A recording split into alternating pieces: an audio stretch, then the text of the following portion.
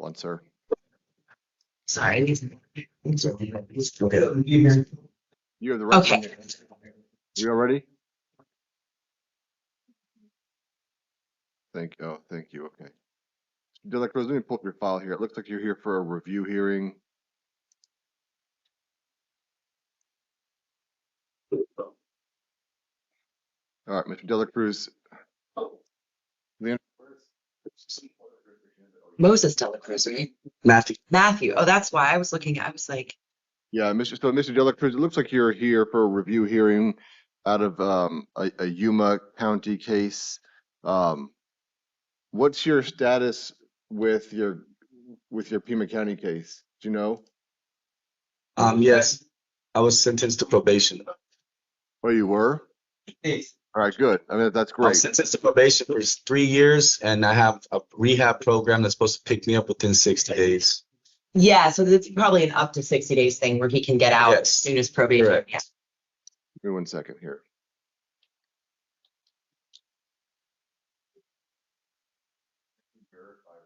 You're gonna have to go back up. This case is about sanctions. I think it's okay. It's okay.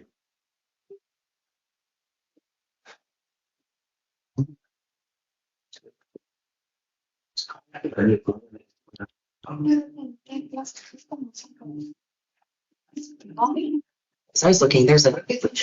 Oh, it was De La Luz, not even De. Dela Cruz, Yes, sir. No, I know. You sorry, Your Honor. We were just. no, you're fine. I'm trying to figure out what to do here, quite frankly. So you're not being held on. Hold on, let me look at the jail.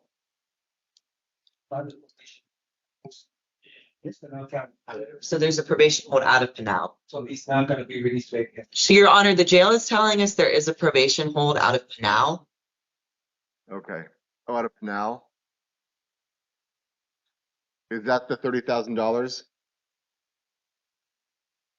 That's a held without bond. $30,000 at the Yuma case. Oh shit, Mr. De La Cruz. All right. I'm just gonna set a review hearing then. I can't touch the other bond. So I'm not gonna release you on one and hold you on the other one. I'm just gonna set a review hearing for January 8th. I hope that both these matters can get resolved and you can get a treatment program going for you, okay? Thank you. I appreciate it. All right, man. Take care.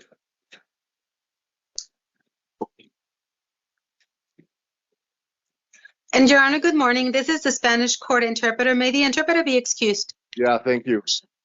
Thank you. This one day, yeah.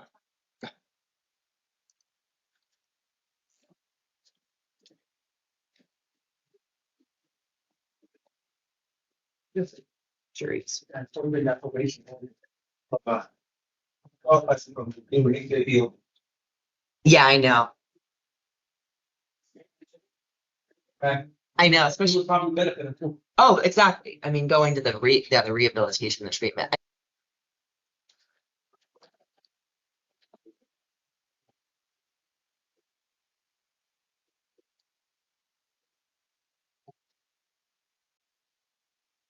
Are we doing the keep separates or the misdemeanors first? The misdemeanors the jail is telling me, Your Honor. Great. Okay. So we're gonna go.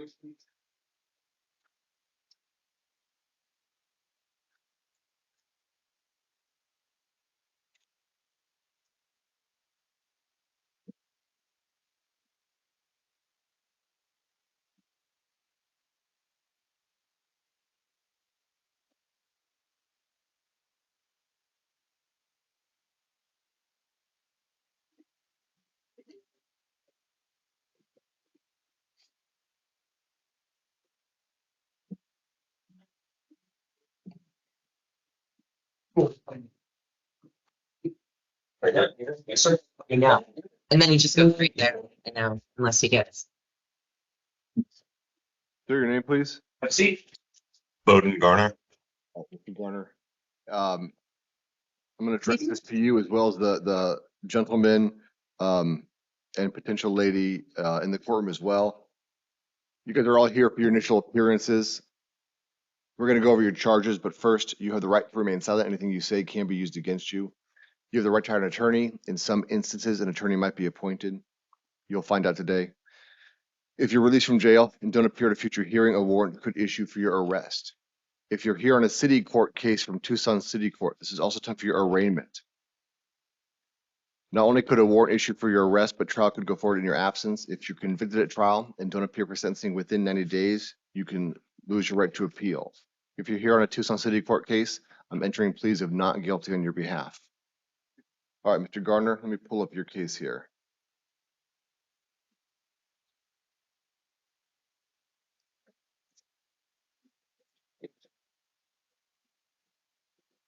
Go home. It is Monday. Mr. Gardner, I'm seeing on CM 25045142. This is one count of assault, one count of unlawful imprisonment, one count of disorderly conduct. I'm going to hold you on a bond of $500 cash.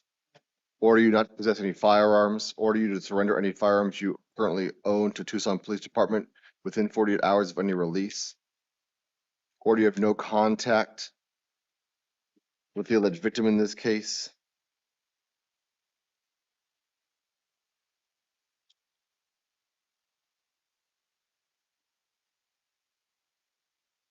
Miss Goodchild.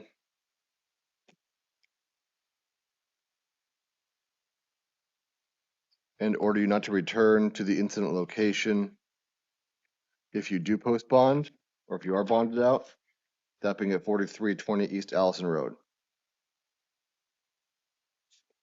All right, sir, you're excused. 500. Yeah, you're You're done. excused, sir. You still low? You can post You're that up. $500 bond here. Right here? Or like, what's Holy Lord.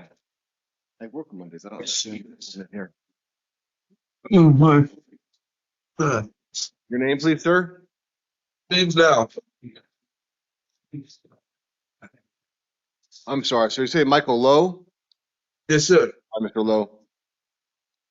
Unfortunately, you're hearing a lot of cases, man. We're going to go over them. This is CM 25025086266. CM 25032117. 250450101. 250102812. 250175778. 2501879. 250223331. 240440009. 240454005. 240458814. 2500293 and 250066469. Multiple counts of criminal trespass in the third degree, possession of paraphernalia.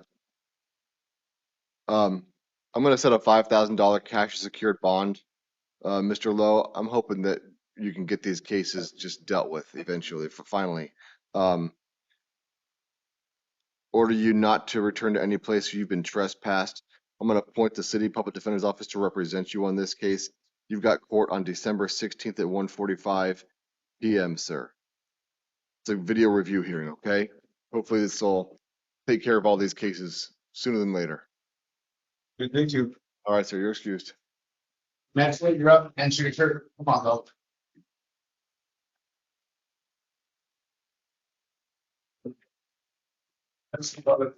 Hey, Sir, your name, please? Tracy Metzler. All right, Mr. Mesler, this is time for your initial appearance. I'm seeing you on CM 230435110, 240173938, 2404656, 2500157, and 2502024. Multiple counts of criminal trespass in the first degree and third degree, possession of a shopping cart, disorderly conduct, and possession of drug paraphernalia. Sir, I'm going to hold you on a $2,500 cash or secured bond. Order you not to return to any incident location where you've been trespassed. Appoint the city PD to represent you. You have a video review hearing on December 16th at 1:45 p.m. In front of Judge Mayhew. All right, sir. Any questions, sir? No. All right, sir, you're excused. Today is the 8th of December. It's a Monday. Yeah? Okay. So 8 days. I don't know. You know what? I wasn't paying attention. It's the 8 days that you're. This is taken. What was the question, Caitlin? Did he put a? I didn't know what you did. I was focused on something else. Did you put him on a bond or? Yeah, it's $2,500 cash and secured bond. Okay.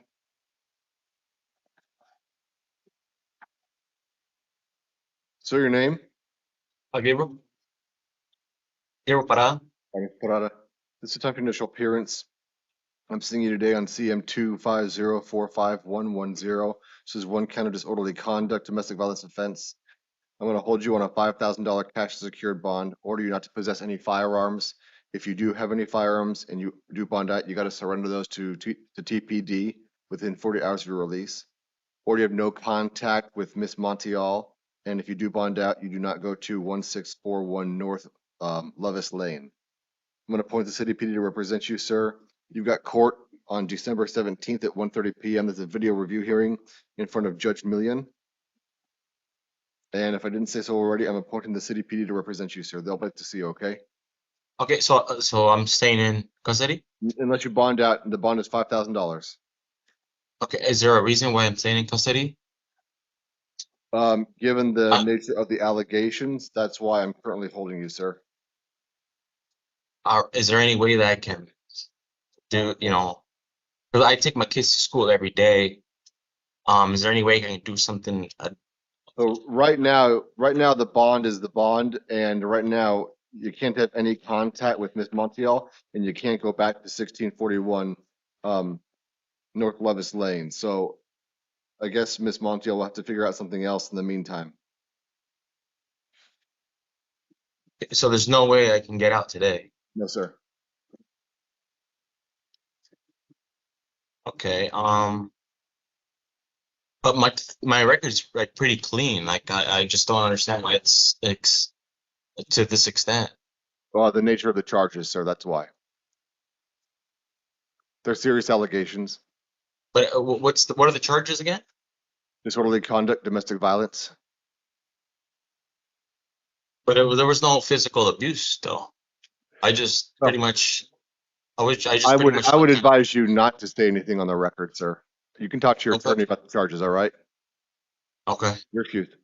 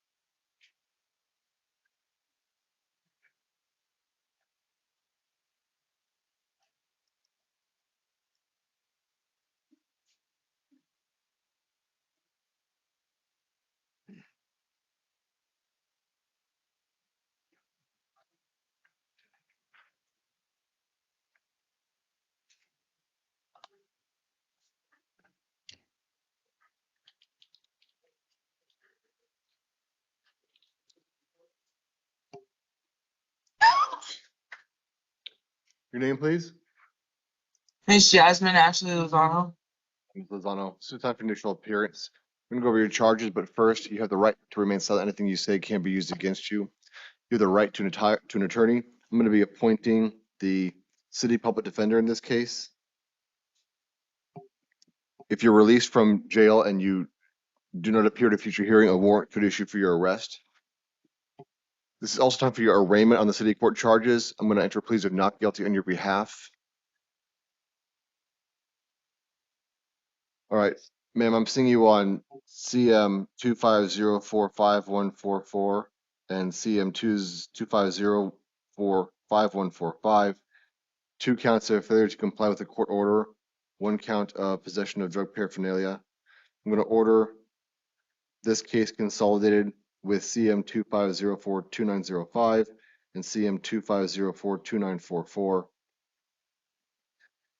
Ma'am, I'm going to hold you on a $1,100 cash secured bond. Set a video review hearing for 12/16. That's in 8 days. In front of Judge Hale.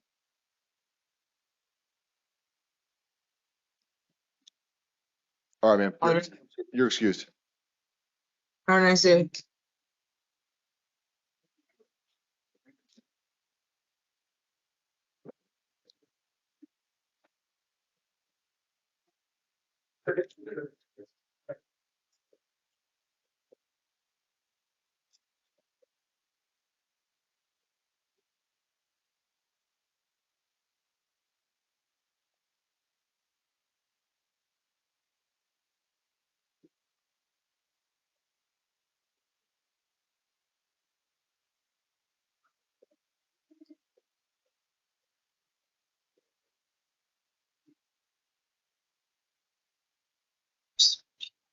Sucks. Scott, yeah.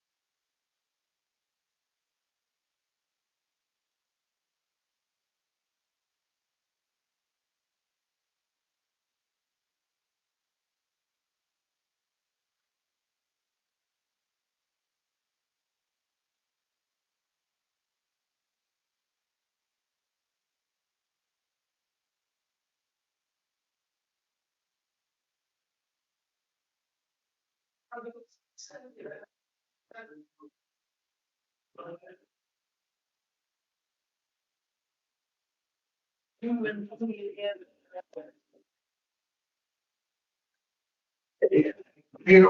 round chair right here, man. Look at that right there. Have a seat, park that thing on sport. Okay, I know we have to wait for. Hold, sir. Yeah, anyway, I just told you, no, I think, I was born by, Mr. Osborne, this is time for your initial appearance. I'm seeing you on a number of city court matters. We're gonna go over your charges real fast here, okay? You have the right to remain silent. Anything you say can be used against you. You have the right to an attorney. I want to appoint the city PD to represent you in this case. I'm seeing you on a probation matter as well, sir. On the new charges, I'm seeing you on CM 25045137, counts of paraphernalia and criminal trespass. Sir, if you do bond out and you don't appear at a future hearing, a warrant could issue for your arrest. I understand, sir. If trial can go forward in your absence, if you're convicted at trial and don't appear for sentencing within 90 days, you can lose your right to appeal, sir. Sir, I'm going to hold you on a $1,100 cash and secured bond. No contact with any of the alleged victims of the threat case. No, don't go to any of the incident locations, sir. So that's on the new charges, sir, the $1,100 cash bond. I'm going to assign your case to Judge Blue, the mental health court judge. You've got a video review hearing of December 18th at 1:45 p.m. And I'll let you ask questions, sir. Give me 1 second, okay? Let me finish here. Sir, I'm also seeing you on a petition to revoke your probation. The assistant prosecuting city attorney alleges that on November 14th, 2023, you were adjudged guilty of a number of offenses. You were placed on unsupervised probation. Written conditions of probation were given to you. The court is petitioned to revoke your probation because there's reasonable cause to believe that you failed to submit proof of completed counseling. So you're going to see Judge Blue in a video review hearing on December 18th at 1:45 p.m. You're going to have the city public defender help you in this matter. All right, sir. Do you have any questions, sir? yeah, my sister, she was the one who found it. She was kidnapped, and everybody in my family was kidnapped that came down here. And I've been having problems. They can't get me for some reason, because God helps me. But it's like, there's a problem out there. They all hate me because it's like they're all kidnappers on the street. And I can't get off the street. Every time they try to interfere with me, it's like something that my mind knows what I'm going to do ahead of time. It's a weird thing. I can't call and find out if anybody not do that. This is what it tells me, you know.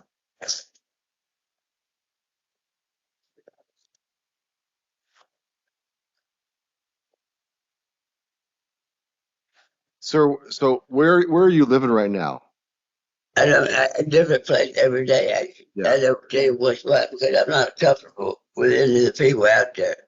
And the only way I can walk, when I do see, I the only thing way I can walk, otherwise I can't walk right. Are you going to Cope or Kodak or La Frontiere or any of those organizations? That would, if I could find out how to get there, I'm about, I don't know how to get there on the bus. I don't know how to get there without my sister. She knew know. All right, sir.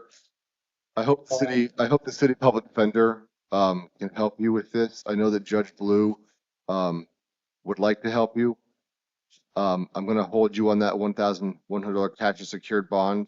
If you do post bond, again, please don't go to any of the places you've been trespassed, sir.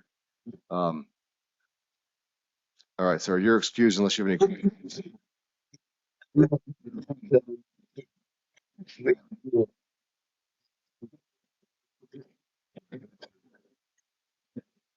Well, if you do have money coming in, sir, you can post that bond. But for now, the court's going to hold you on that $1,100 cash and secured bond.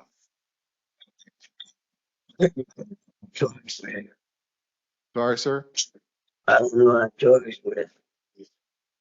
Caitlin, can you help me out? He doesn't know what he's charged with, he said.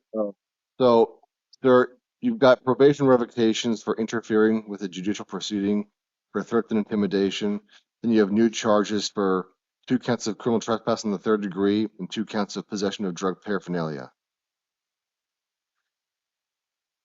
I thought I went, got all that dismissed. I mean, I thought I got time served on that.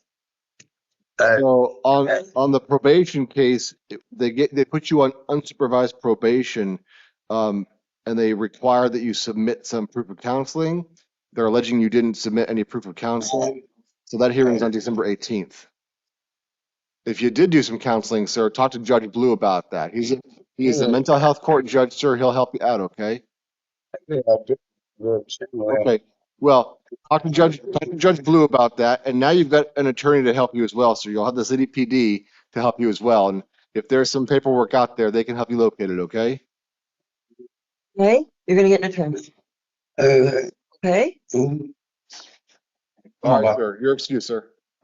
Got it? Something. All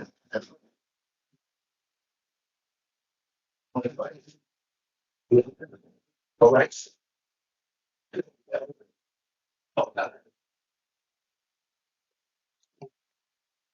Poor guy probably is a target on the street. That's right. That poor guy probably is a target on the street. Ah.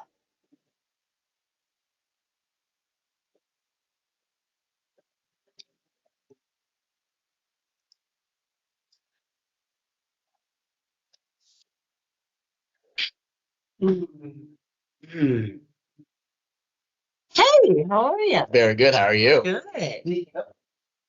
Like the stealth pilot. I haven't seen him in a long time, but then I ran into you and a few other people at the bar with now Judge. Every time I see him, I'm just like, hey, tell me that.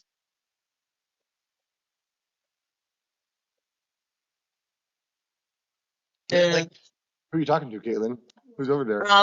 one of the COs that we ran into the night we were celebrating. Hi, Your Honor. Yeah. Yeah, you can, sir. Leandra's here as well. She says hi.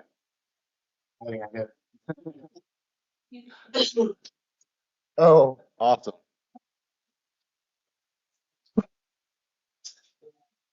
Your name, please. Ruben Brito. Okay, Mr. Brito. This is the time for initial words. It's a felony, huh? It is. Okay. Mr. Brito, we're going to go over your charges, but first you have the right to remain silent. Anything you say can be used against you. You have the right to an attorney. I'll be appointing one in this case, and you have one sitting next to you to assist you in this case. If you're released from jail and don't appear at a future hearing, a warrant could issue for your arrest. All right, sir. Let me pull up the pretrial services report. So, sir, I'm seeing you on theft of means of transportation, burglary in the 3rd degree, as well as a city court case for a failure to appear.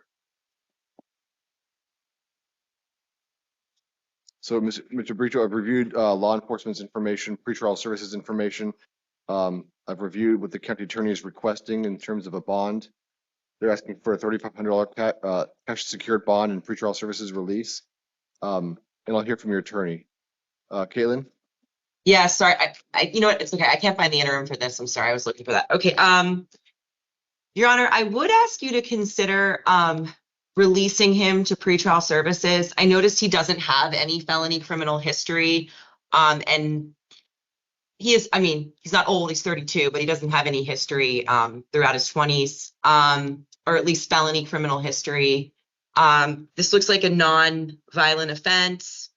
And he has lived in Tucson for 28 years. I'm not seeing any indication right now that he won't appear for court as long as he's given the right information and can contact his attorney. Where are you sleeping right now? Just on the street?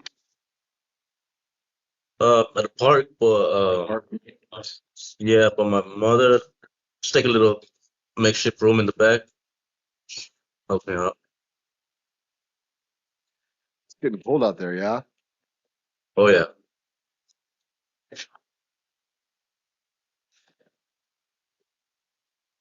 Neil, my inclination is to release Mr. Brito. Do you want to be heard further?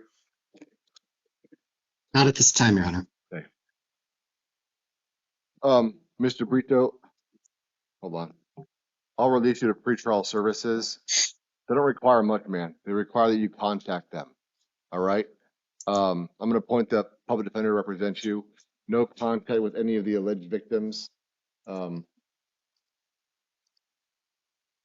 So whoever owned the vehicles that you allegedly stole, no contact with them, even if you knew how. There's a transition center outside of the jail. There should be a blue line that you can follow that will bring you there. It's a building attached to the jail. They can hook you up with some resources. I mean, it's getting cold out there is all I know. So they can hopefully set you up with some resources for housing, man. Okay. You've got court on December 29th at 1:30 p.m. That court date is not going to go, but it's a deadline for the state to indict you. Talk to your attorney about what all of that means. If I didn't say so, I'm appointing the public defender to represent you in this case. Okay. On your city court matter, sir, I'll release you as well. So now you got 2 court cases to go to. Your city court case. You know what? Let's do this. I'm going to set a non-transport review hearing for your city court case. I'll explain that. Hold on. No, so I can't. All right. Never mind. I was trying to help you out, but I can't do it. Hold on. All right. So I've got to set a city court matter. So again, you got 2 court dates. January 9th at 9 a.m. is the city court one. You won't have an attorney to help you on that one. It's going to be in front of Judge Verena. You're going to get paperwork for this stuff, man. Keep it and go to court. If you don't go to court, a warrant's going to issue for your arrest, and then you're going to be back in jail just like this with another judge or with me holding you on a bond again, or likely holding you on a bond for sure next time. Okay. Yes. All right, man. You're excused. Sorry. Yeah, I know that. Yeah, I know. I know. It seems like they'll dismiss the city court one, but who knows? I don't know.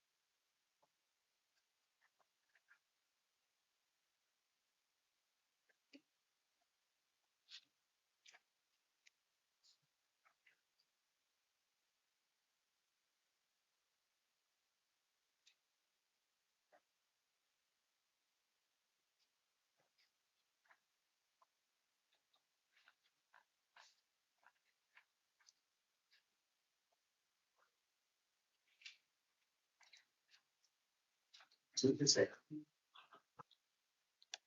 name, please, sir. Jose Cirilo. Mr. Sorrell, stop your initial appearance on these new charges. I'm seeing you on charges of possession of a narcotic drug and criminal trespass in the 3rd degree. I'm getting charged with possession of narcotic drug. Yes, sir. Wow. Are you serious? I am, sir. What? How'd that happen? Okay. Well, I mean, I can according to the interim complaint, you were arrested and on your possession, on your person was a baggie that appeared to contain fentanyl. I guess, right? So you have the right to remain silent, sir. Anything you say can't be used against you. You have the right to an attorney. You talking to me like you a cop. Are you a judge or a cop? He's a judge, but here's, hold on. Maybe I can, for one Okay. second, if that's okay.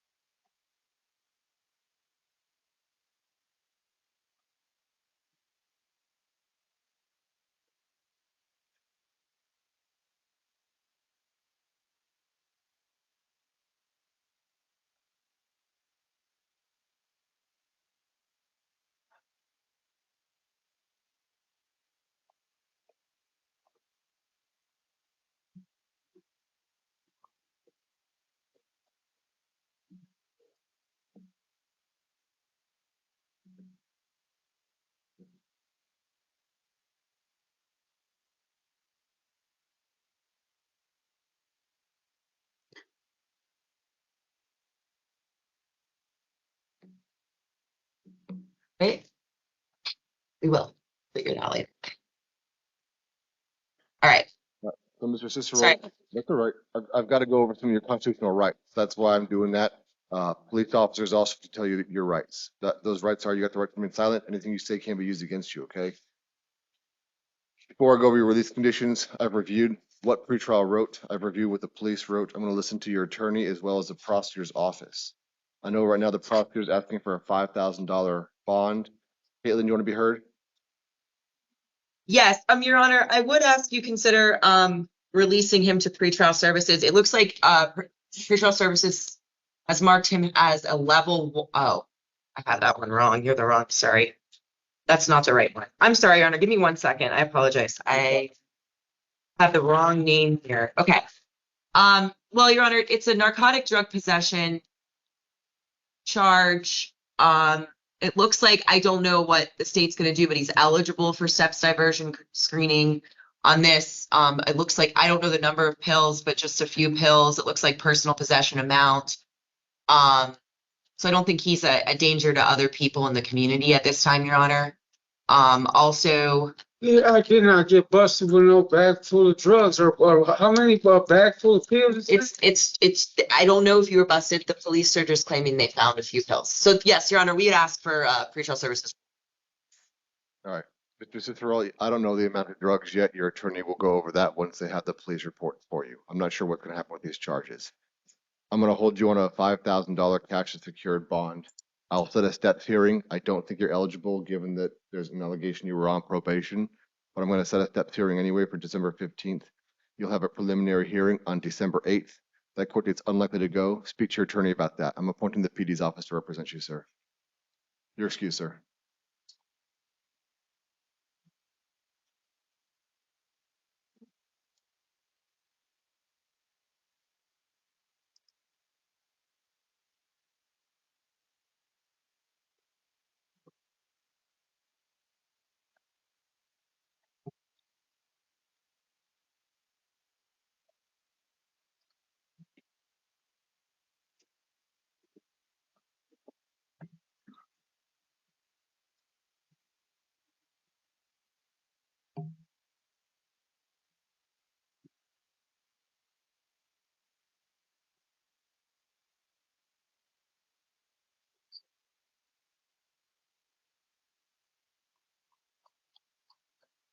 Your name, please, sir. Moses de la Luz. All right, Mr. De La Luz. I'm seeing you on 1 count of possession of narcotic drug, 1 count of possession of drug paraphernalia. This is time for initial appearance. You have the right to remain silent. Anything you say can't be used against you. You have the right to an attorney. I'm going to appoint the PD. Let's see. I'm going to appoint the PD's officer to represent you, and you have an attorney sitting next to you for this hearing. If you're released from jail and don't appear at a future hearing, a warrant could issue for your arrest. Before we go over your charges, sir, I've reviewed the interim complaint. I've also reviewed the pretrial services report, and I'll take information from both the prosecutor's office and your attorney, sir. So it looks like the state's asking for a $3,500 cash and secured bond and pretrial services release. Caitlin, you want to be heard? Your Honor, it does look like, if I'm understanding correctly, Mr. De La Luz is on a, is detained without bond in his other case. So I would ask for a nominal bond, just noting that this is a drug, possession case. That also he seems to have lived here for 38 years, and it was verified by his mother that he has housing and that she will assume third-party custody. All right, Mr. De La Luz, I'm going to hold you on that requested $3,500 cash and secured bond. I'll set a steps hearing for December 15th. I don't know if you're going to be eligible or not. If they do transport you on the 15th, you should go to court. You also have a preliminary hearing December 18th. That is not going to go. Talk to your attorney more about that, sir, okay? All right, sir, you're excused.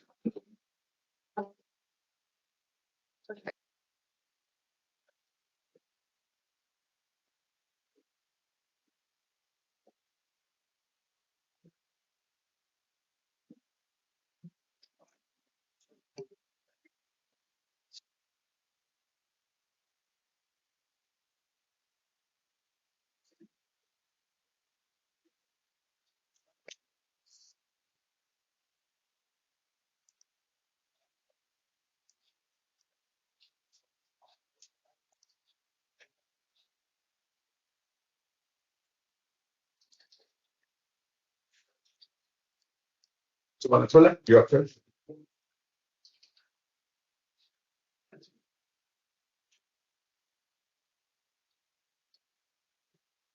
Your name, please, sir? Fernando Valenzuela, Your Honor. All right, Mr. Jones, with that, I'm seeing you on two different matters. I'm seeing you on a new charge for a felony offense as well as a city court case. On the felony charges, sir, it's 2 counts of child abuse, 1 count of criminal damage. And then on the misdemeanor matters, it's 1 count of disorderly conduct, domestic violence, 1 count of criminal damage, domestic violence, 1 count of preventing or interfering with the usage of a telephone, and 1 count of assault, all DV offenses. Sir, this is time for your initial appearance. You have the right to remain silent. Anything you say can be used against you. You have the right to an attorney.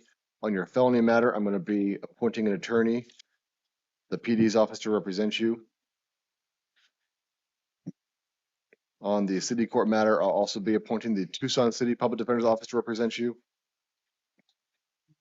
If you are released from bond and you don't appear at a future hearing, a warrant could issue for your arrest. This is also the arraignment on the city court matter. It's a lot of information, so you're going to have 2 attorneys to help you understand this, all right? But on the city court matter, trial could go forward in your absence.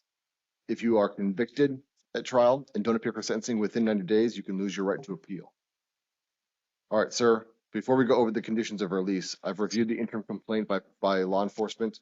I've reviewed the pretrial services report, and I'm going to take information from the state as well as your attorney who's sitting next to you. The state's asking for a $3,000 bond on your felony matter case.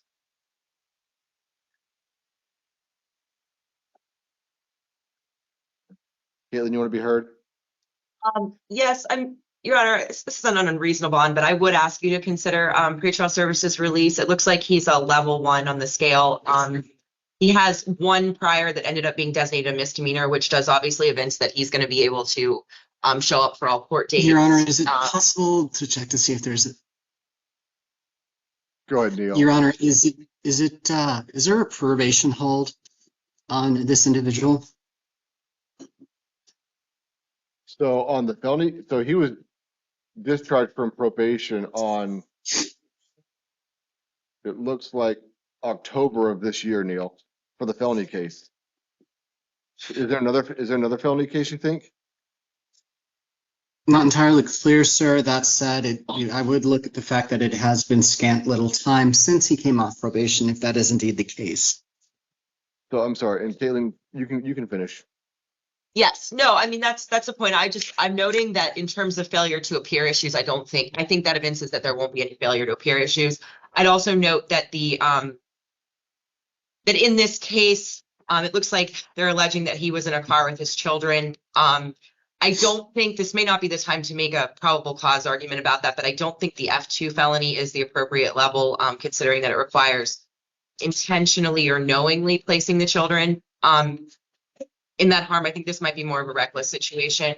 I would note that the victim, the children did not sustain any injuries, and his girlfriend and the mother of the children does wish to have further contact and does not object to his release from custody.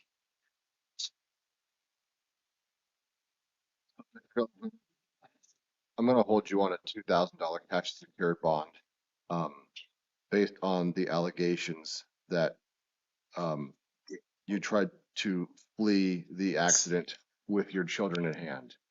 That's the reason for the bond, sir. I'm going to appoint the PD's office to represent you. Like I said, you've got a court hearing of December 18th. That court date's unlikely to go. Speak to your attorney further about the next couple of weeks. On your, Once it, go ahead, Caitlin. I apologize. He just wants to tell me something really quickly that he may want to inform you of. Sure. Okay. Okay. Your Honor, he just wants you to know, and I understand you already set the bond for the reasons that you clearly stated, but that he does want you to know that he does work 7 days a week, and that he's going to lose his job and he supports his family.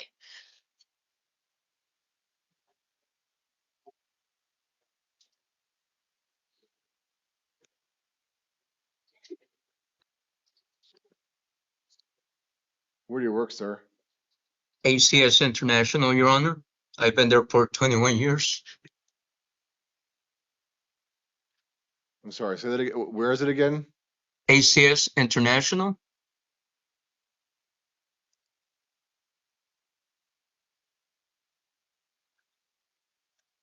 I've been there since 2005.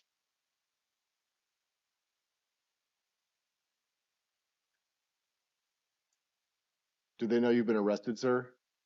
No, I haven't got in contact with them.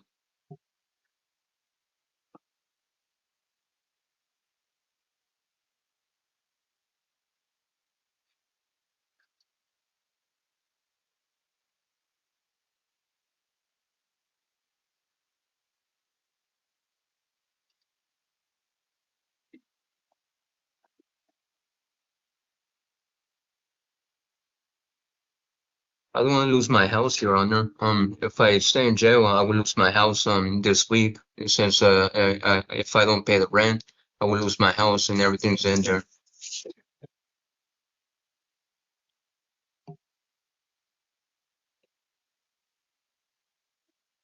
All right, sir, I'm not going to change the bond. Given the allegations, the bond's going to remain at $2,000 cash secured. I'm going to set a I can't even do that on the DV case. All right, so on the city court case, sir, like I said, I'm seeing you on 4 counts of domestic violence for assault, criminal tampering, disorderly conduct, and preventing the use of a telephone. I'm going to put you in front of Judge Millian, do a video review hearing for December 17th. I'm going to appoint the city P to represent you on that case. Hold you on a $500 bond on that case. You'll get time credit at least. I'm going to order that you have no contact.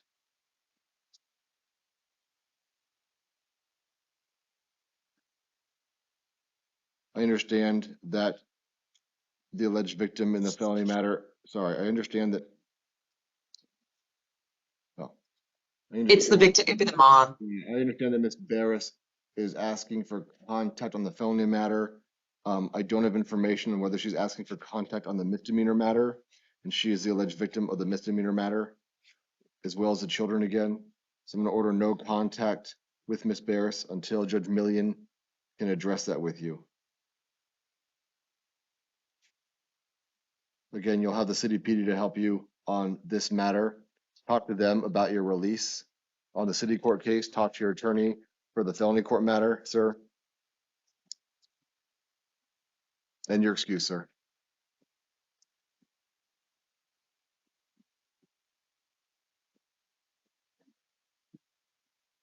I didn't mark hold. You mark hold. Later. Yeah.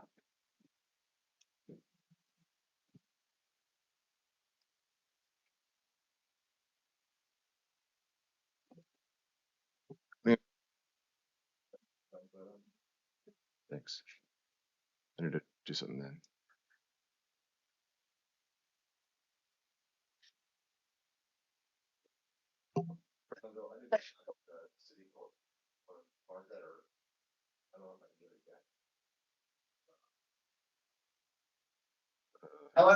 I reopen it, I don't have access to it.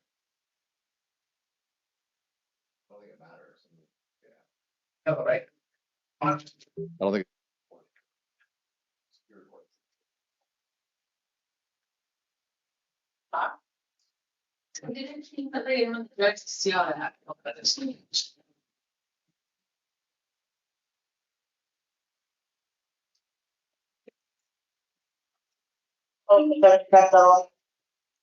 Ma'am, your name, please?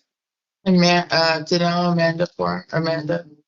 Last name's Danella? Yes. Okay. My paperwork, what do I read? Nothing, I just think, let's. Yeah. Okay, I'll listen. And then I'll try to argue for your release, okay? Give me 1 second here. All right. Ms. Danella Molera, I'm seeing you on 2 different matters. I'm seeing you on a felony case as well as some city court misdemeanor cases. The felony case is contraband in a correction facility, criminal trespass, and failure to comply. The city court matters are FTAs for trespass and theft. Man, this is your initial appearance. We're going to go over your release conditions, but first, you have the right to remain silent. Anything you say can be used against you. You have the right to an attorney. On the felony matter, I'll be appointing an attorney. On the city court matter, I'll let you know. Before we go over your release conditions, know that I've reviewed information from law enforcement as well as pretrial services, and I'll hear arguments from the state as well as your attorney who's sitting next to you right now.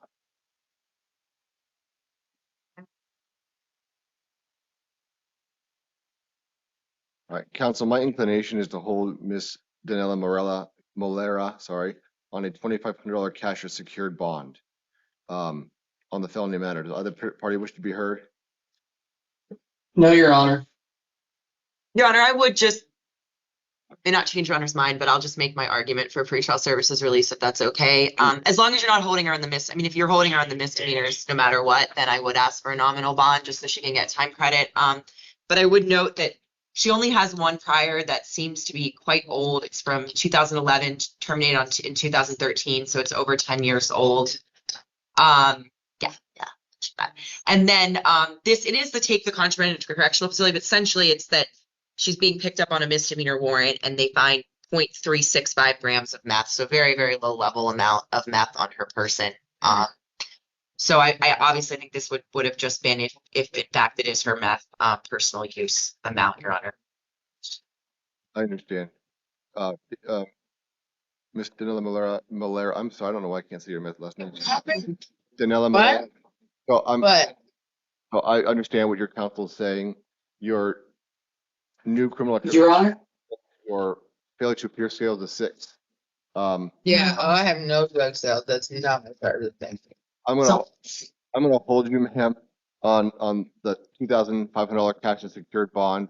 If you do post bond, you can't go back to any of the incident locations where you've been trespassed from.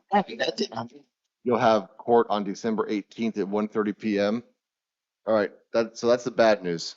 Here's the better news. The better news is this, ma'am. On your city court matters, I've got you on CM 2503-5353-4737-5093. These are a bunch of criminal trespasses, theft, and interfering with the judicial order. I want to show you something, sir. Can I show you something? Nope. Why I can't show you my injury on my leg? No, ma'am. Why? I don't want to see it. I'm supposed to be taken care of the whole time I was here. Okay. And I'm leaking everywhere. Right? So you're gonna keep me here, right? Okay. That's there. drug sales? No, not drug sales. No, not drug What sales. charges? What are my charges? Promoting prisoner contraband. Why? Where's prisoner contraband? I don't have prisoner contraband. How do I have prisoner contraband? Well, he needs to finish the city. I have a paddle. Search me right here. I have no prisoner contraband. You have a non-transport review hearing on January. It's just school. I'm good. Just do what you guys do. I don't want to hear anymore. You guys lie every time. I'm hoping the city PD can deal with your misdemeanor matter without you being present, ma'am. That makes a lot more sense. Have to be here to be locked up again, right? You are gonna remain in the jail unless you can post the bond, ma'am. How much money do you think they've already taken from me? All right, jail, we're finished.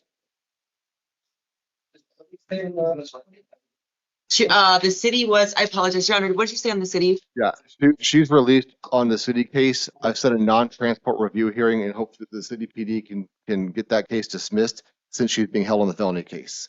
Okay, Okay. you got that all? Okay, thank you.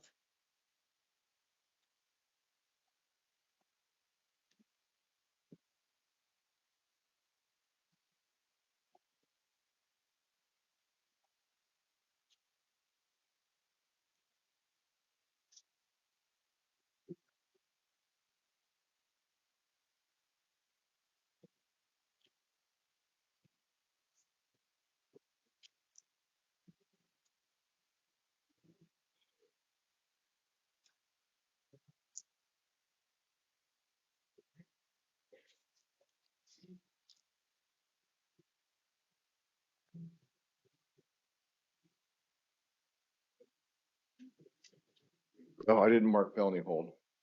Thanks, man. Thanks.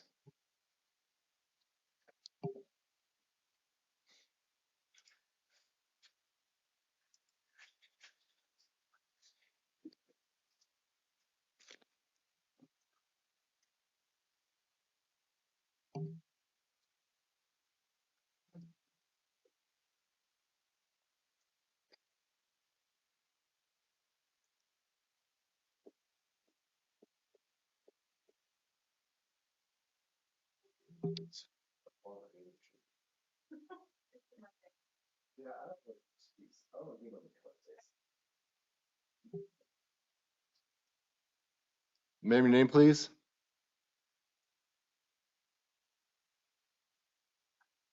Emily? Is this Miss Acosta? No, Emily Beltran.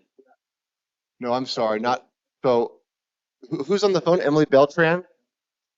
Mhm. And ma'am, what are you here for, ma'am? I wanted to join the meeting for Luis. I wasn't able to say anything. Okay, Miss Acosta, you wanted to join the meeting for who, ma'am? Sorry.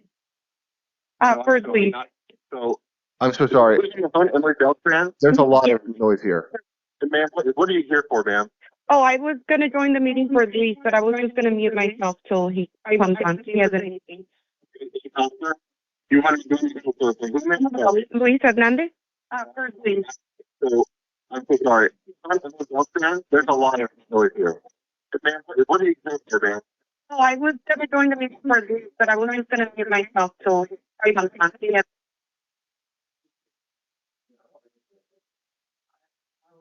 I think it's for Luis Hernandez, she's saying, Your Honor.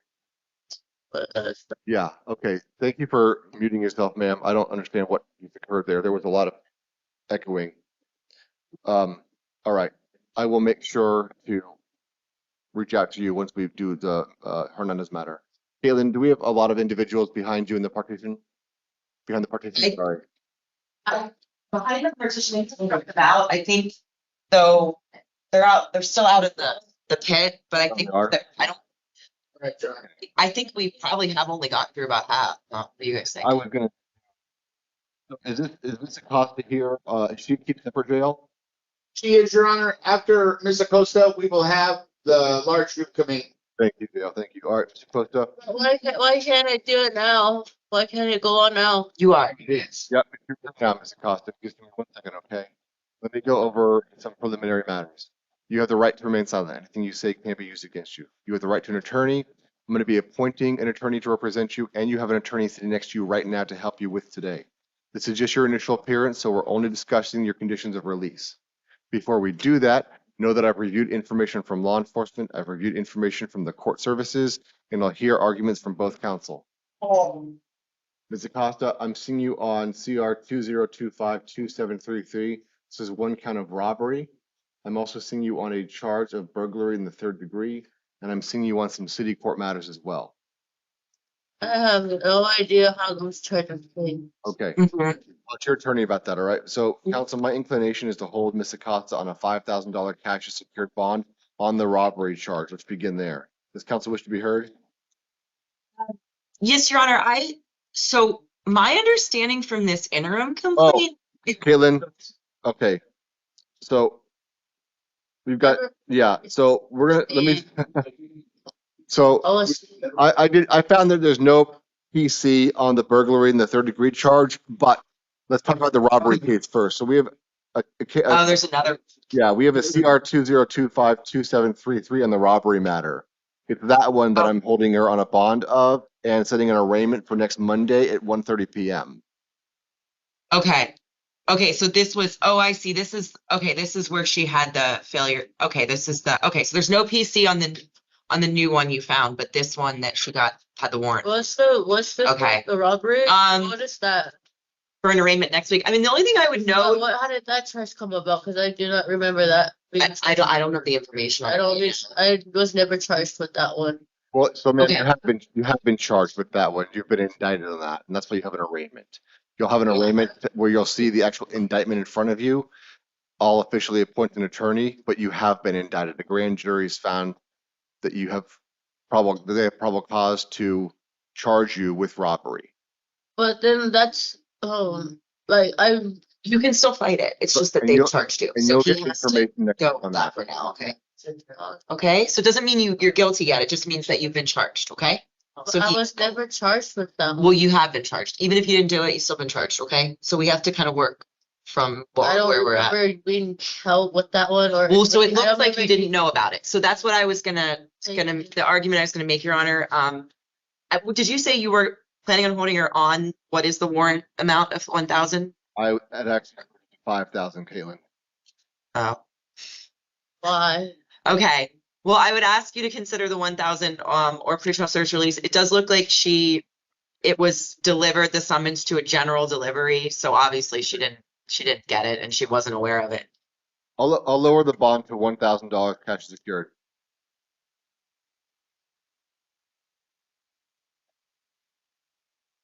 Ma'am, you've got court on December 15th. That's in front of myself at 1:30 p.m. for your arraignment on these charges. I'm going to appoint the city, the attorney, Jesus. I'm going to appoint the Pima County Public Defender's Office to represent you. Someone will be able to see you in a few days. They can talk to you about this charge, okay? On the burglary charge in the third degree, I'm going to order you released because I don't find any probable cause in this matter. If you are re-indicted, your attorney can file the appropriate motion to make sure you're getting time credit, even though I'm releasing you in this case, but I'm releasing you in this case. What's that one for? No, that one's released. It's just there's no probable cause, so it's just a dismissal essentially. It's fixed. Oh, Yeah, no. So I can't dismiss it, but I can order. I You can't. just said or. I think your attorney said I will. and that's my fault. I didn't know that.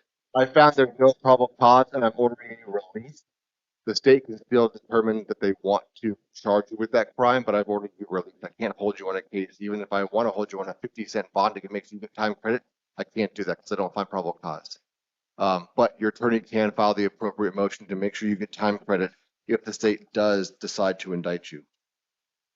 On the city court matter, ma'am, I'm seeing you on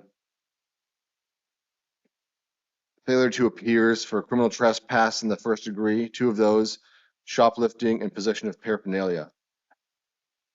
I'm going to release you on this matter. You're going to be held in jail. I understand that. I'm going to set a non-transport review hearing. I hope the city PD, who I'm appointing, can deal with this matter without you being present.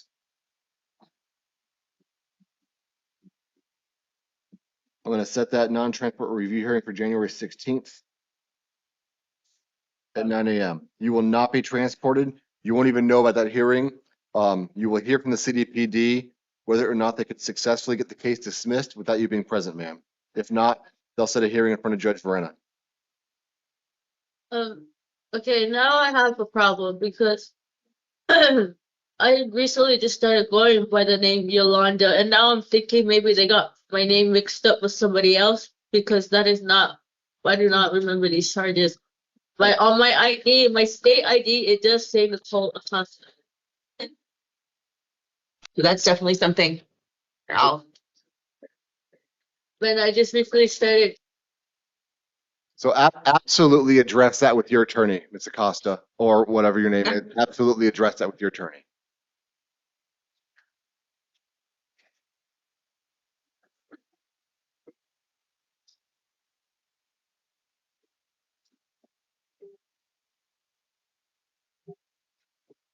yes.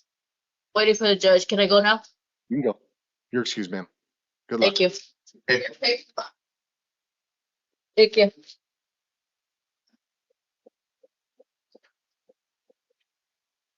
Sorry about that. I was under the assumption that they get dismissed for some reason.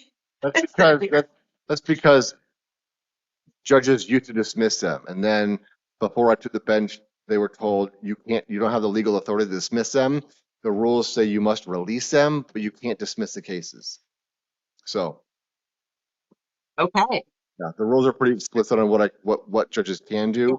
I'm not sure why they were always dismissing them. I guess we thought without PC should be dismissed, but the rules don't state that, so we were ordered not to do that any further. Okay. Thank you for letting me know that. Yeah, I had no idea.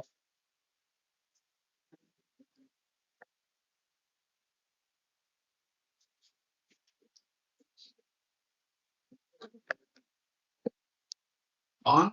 Come on up, sir. Oh, how you doing? You okay? It's cold. Yeah, it's cold in here. I know. I'm in my coat. I'm doing great. I'm methadone and stuff, and I just Okay.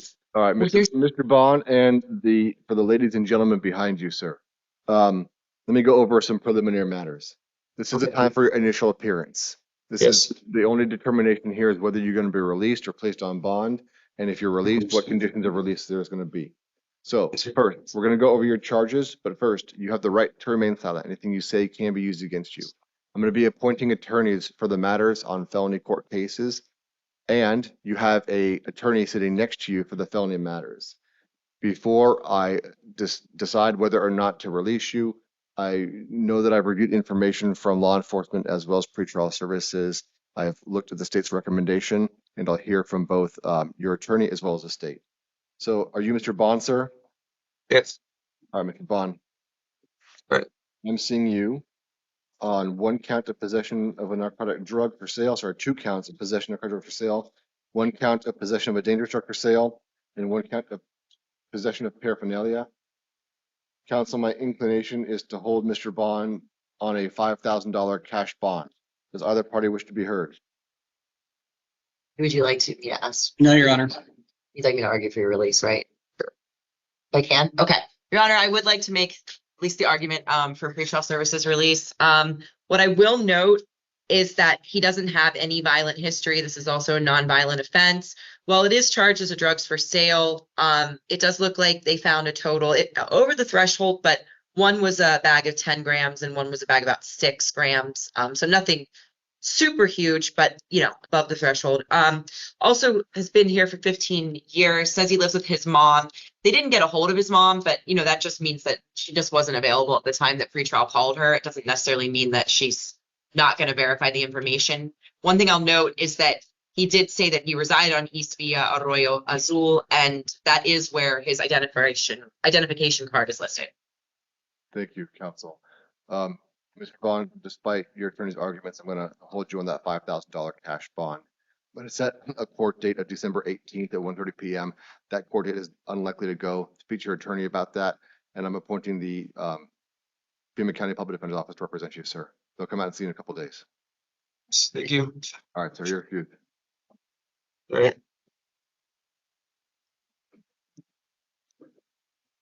Oh, I'm sorry, Fernando.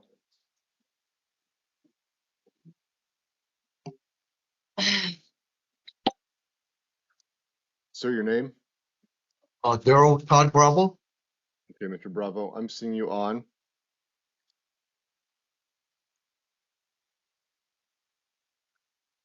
Hold on here. Okay, I'm seeing you, sir, on CR 20252742. This is one charge of aggravated assault with a deadly weapon occurring on or about December 23rd of last year. The bond, was it cash? It was cash. The last bond was cash.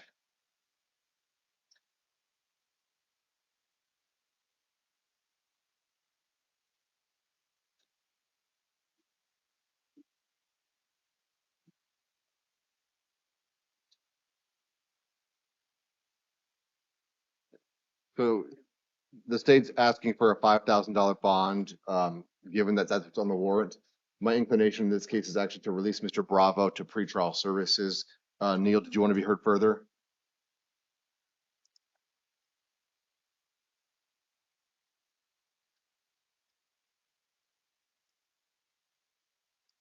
Hey, Neil, you're muted if you want to be heard further. The state would recommend the listed amount, but state understands the court's prerogative. Okay. Mr. Bravo, I'm going to release you to pretrial services because it looks like you did not get notice of the court date. I don't have any information that there's been new offenses since December 23rd of last year. You are released to pretrial services. Make sure you speak to them once you're released, sir. I'm going to appoint the legal defenders. The legal defender represents you, sir. Hold on.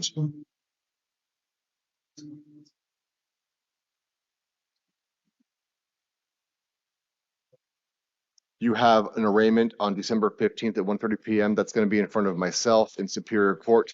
If you don't appear, I'll issue a warrant for your arrest, sir, and I'll put some flag in the file saying what happened today and what I want to see in the future. Okay, sir? Yes, sir. All right, sir. You're excused. Before we go, just make sure you call the pretrial.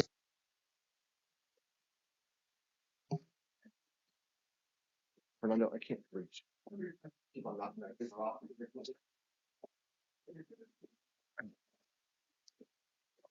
Leandra, I think that's just you and that's it. Your left, sir, out the door, left hand side. Your name, please, sir? Michael Paul Tufton. Dolphin ball. Okay. All right, sir. I'm seeing you on one count of possession of a narcotic drug on CR 250167119.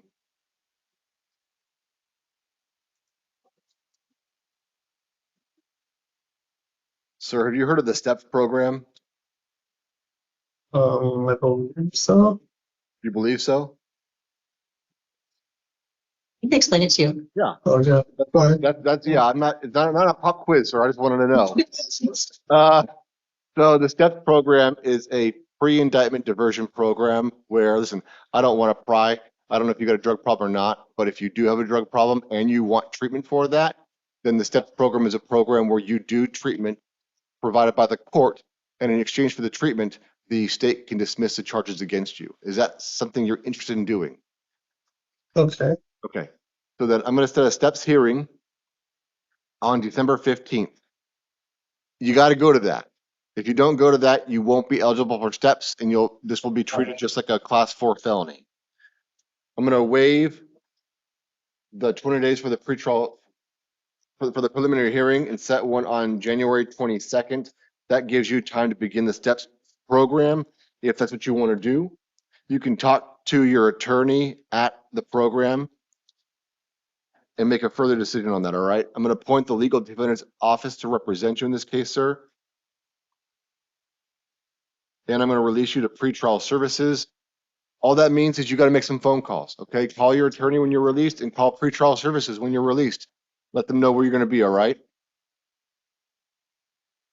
Thank you. Any questions, sir? No.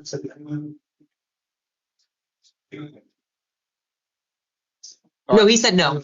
All right, you're excused, Apologize. sir. You're excused.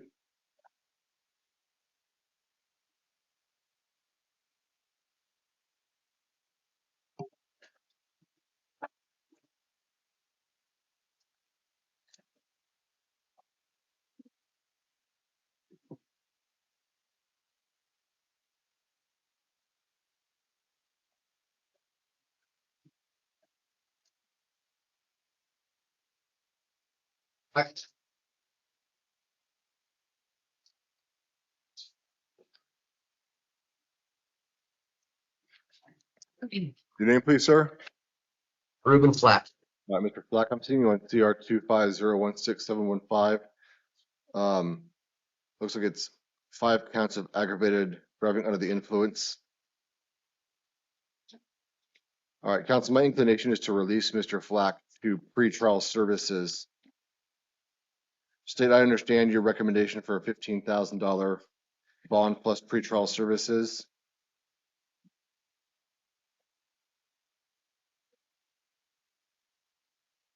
I see a misdemeanor record from 2011, it's DUI. The allegations in this case include DUI with children in the car. The DUI is based on, it looks like an allegation that Mr. Flack was using prescribed Percocet pills. Given all of that, I plan on releasing Mr. Flack to pretrial services, but Mr. Poston, if you wanted to be heard further, of course, I'll let you speak.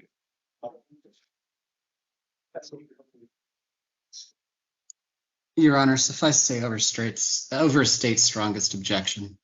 Understood, Mr. Poston.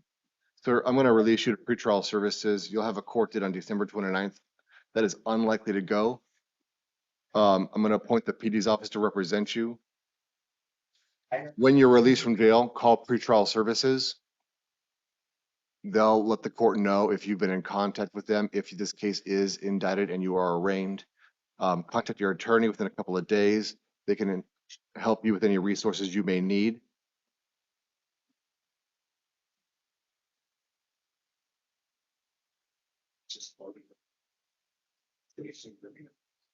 All right, sir. Other than that, you're excused.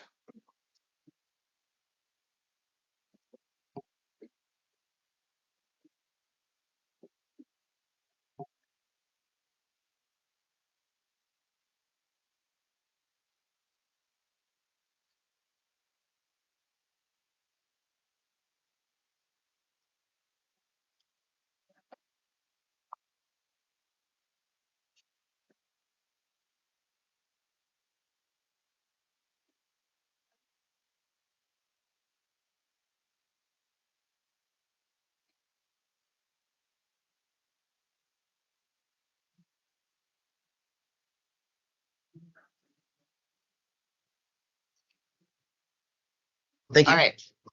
Harrison?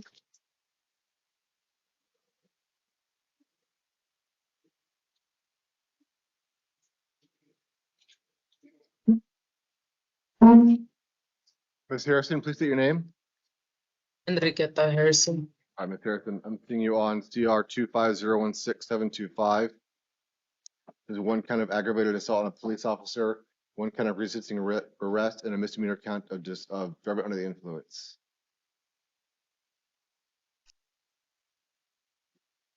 Counsel, Yeah. Oh, yes. Would you like us to? sorry, my inclination is to release Ms. Harrison to pretrial services. Mr. Poston, I've seen your recommendation for the bond. Did you want to be heard further, sir?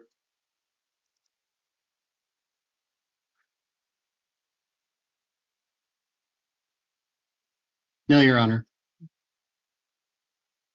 Ms. Harrison, I don't know what's going on in your personal life. I don't want to pry. If you need some resources, there is a transition center outside of the jail. When you're released, there should be a blue line that can lead you there. It is attached to the jail. They offer mental health help. They offer housing help. They offer substance abuse help. If you do feel you need some help, I'd suggest you start there, okay? If you are not seeing any providers like Cope or Kodak or La Frontera, I might suggest that as well. The important thing for you right now is that when you're released, you call pretrial services and they will let the court know if you've been in compliance if and when you are brought to court again. All right. You're going to have a court date. I've got to set a court date for you on December 29th. That court date is unlikely to go. Speak to your attorney, the Pima County PD's office, and they can advise you further on kind of next steps. Okay. Okay, thank you. All right, ma'am. You're excused. We got other paperwork too, but this is the number for pretrial and this is the number for us, okay? So what does it mean released pretrial? They're basically like a checking service. They just want to see that you haven't like disappeared, essentially. So if you just give them Okay, a so call. I will be related.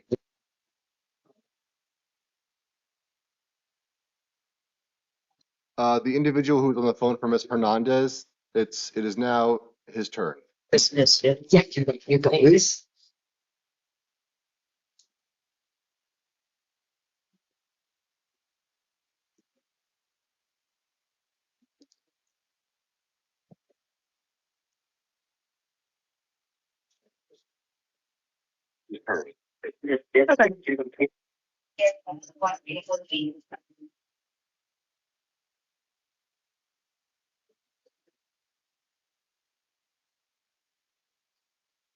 Sir, your name, please?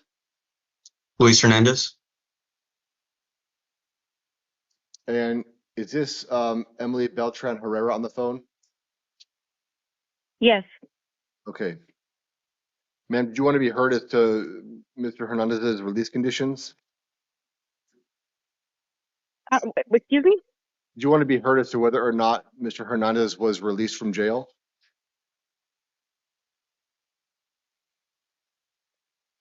I can't hear you. I'm sorry. Sorry. Did you want to be heard as to whether Mr. Yes, Hernandez yes, could be yes, released? Okay, yes. go ahead. So I think that this was so I do want him to be released from jail. I don't want him to get any charges. It was a misunderstanding. There was no domestic violence. He never hit me. Nothing happened. He never pointed the firearm at anybody. We were both really intoxicated, and when I'm intoxicated, I get confused, and I called 911 and then told them not to come, but they still came. He has his whole future ahead of him, and I really don't think that the misunderstanding that me calling 911, I don't want his life to be ruined. He doesn't deserve to be there. He's not a violent person, doesn't even say bad words, has never hit me, anything. Very clean record, college education, great job, house, car, and I really don't want him to be there. Okay, thank you, ma'am. Mr. Poston, having heard that, did you want to change your recommendation, or I understand your position might still be to recommend the $15,000 plus pretrial services? The state does not modify its recommendations. Thank you, Mr. Poston. Caitlin, did you want to be heard? My inclination was to release Mr. Hernandez on his promise to appear at court in the future. And I have no additional arguments to make, Your Honor. Mr. Hernandez, I'm going to order appointing the public defender to represent you. You'll have a court hearing of December 29th at 1:30 p.m. That court date is unlikely to go. Please reach out to the public defender's office regarding the next steps, sir. Okay. All right, sir, you're excused.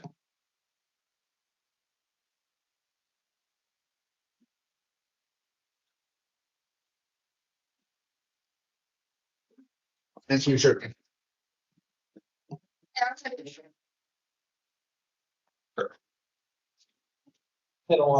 Yes, RLR on that one. What's your name? Roger Holbrook. All right. Judge is good. Did you take his gun? Which guy was it? So we got. I don't know, to tell you the truth. It was a county case. I don't Hey, know. Caitlin, will you bring back Mr. Hernandez? JL, sorry. He was the guy with. Yes. Waving the gun around in front of people. 99%, I would say yes. 99% sure. Yeah, I would say 99% sure that they would take it as evidence. With them not serving a search warrant, or if they couldn't find it. Hernandez, Luis, come back, sir.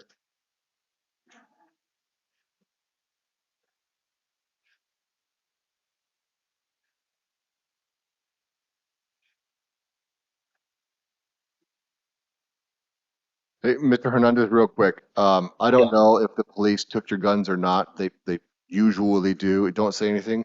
Whether they did or did not, I'm going to order that you not possess any firearms and that you must turn over any firearms to law enforcement within 48 hours of your release from jail. Okay, sir?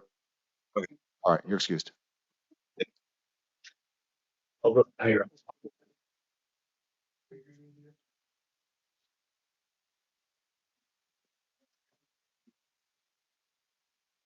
I gave the mute off.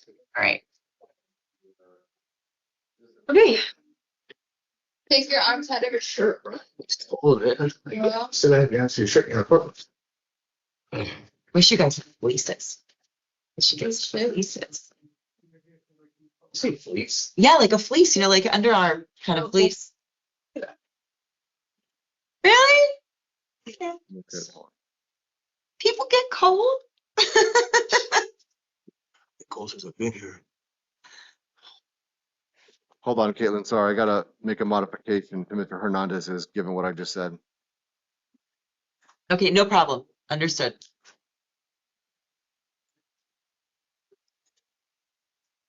There we go.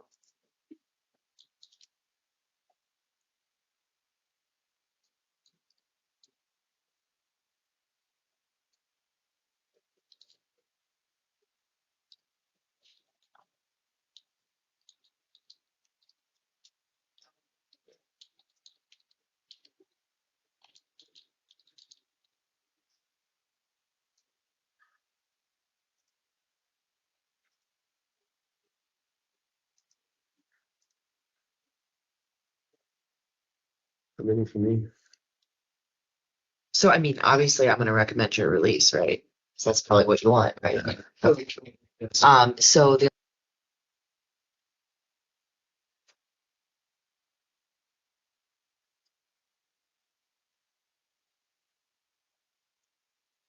You just crashed the program.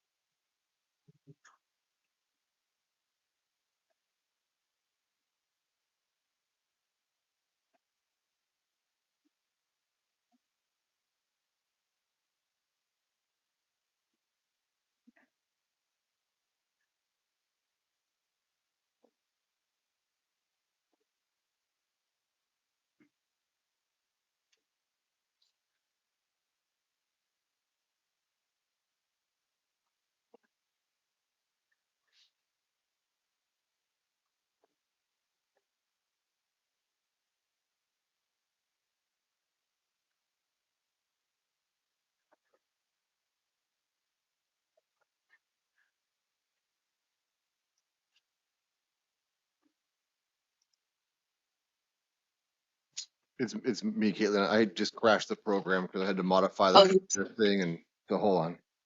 okay, it's okay. It happens. Mondays, which is not an excuse. I've already told them that. All right, Mr. Is it Mr. Holbrook? Mr. Platt? Mr. Holbrook. It's Holbrook. All right.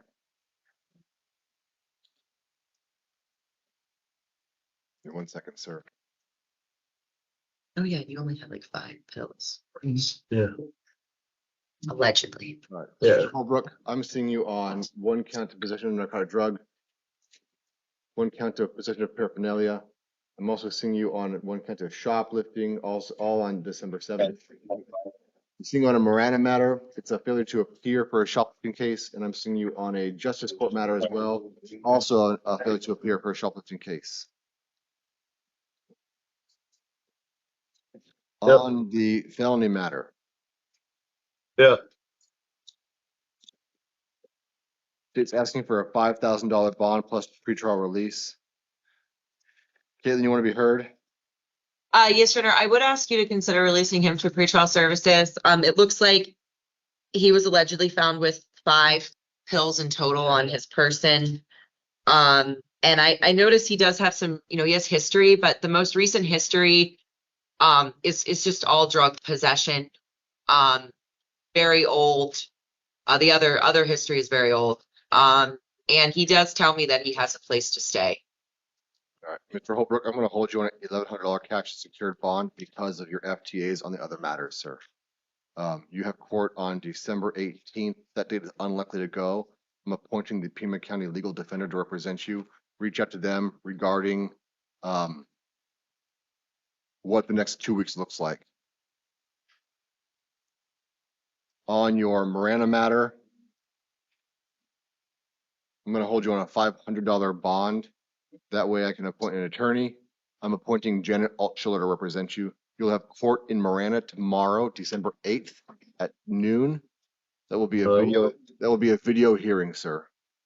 I'm also going to hold you on the justice court matter so I can appoint an attorney. I'm again appointing Janet Altschuler. You'll have a hearing on Justice Court on December 9th at 1 p.m., sir. I'm hoping you can resolve, and I'm sorry, that's a $500 cash secured bond. Hoping you can resolve these misdemeanor matters, sir, and focus on the felony case. All right, sir, you're excused. All right. Here, would you like to sit up? Jackson?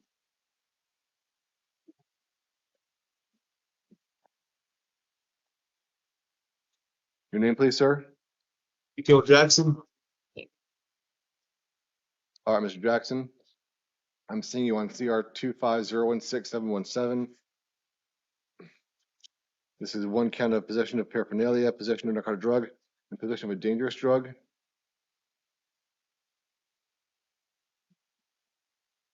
State's recommending a $5,000 bond plus pretrial.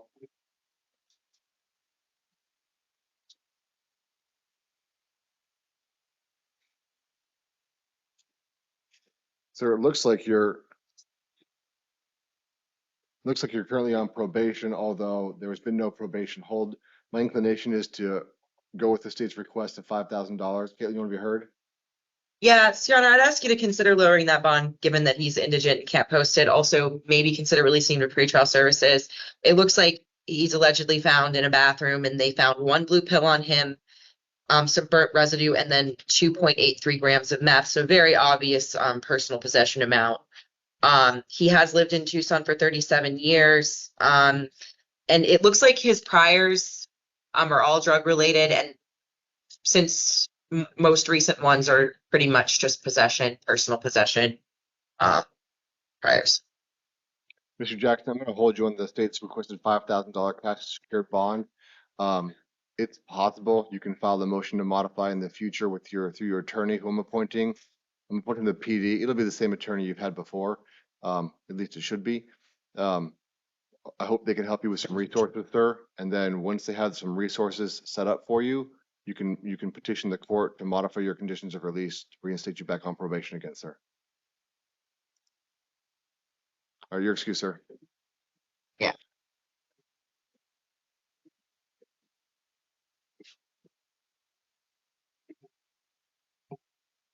Heidi?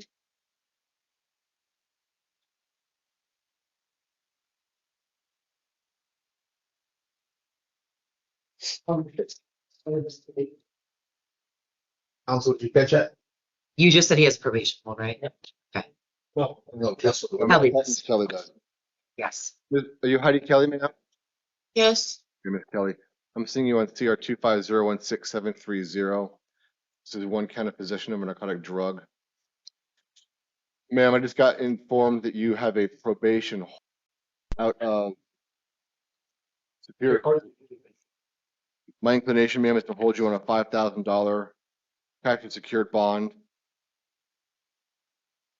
Set a court date of December 18th.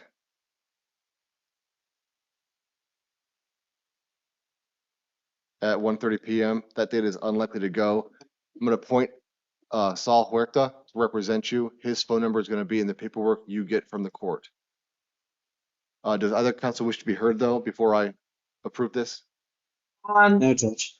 I mean, I do think that a nominal bond is appropriate here, given the probation hold. I just ask you to maybe consider a little less than 5,000, especially if the probation case gets handled and then she's able to post. I did note that she does have housing that her husband confirmed, and will assume third-party custody. And then her only other offense is this case that she's on probation for. And it looks like there were allegedly a total of 8 pills found in her purse. Ma'am, I hear what your attorney is saying. You can discuss with your assigned attorney whether or not a motion to modify is appropriate, getting you back on probation, lowering the bond. But for now, the bond's $5,000 cash secured. Thank you. Yes, ma'am. Lambert?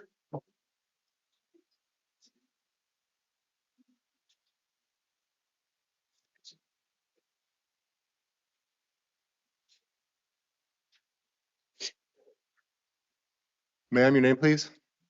Celine Lambert. All right, Ms. Lambert, I'm seeing you on CR 25016-728. This is one count of criminal damage. I assume DUI charges will follow. Speak to your attorney more about that. State's asking for a $2,500 bond plus pretrial services. Hold on.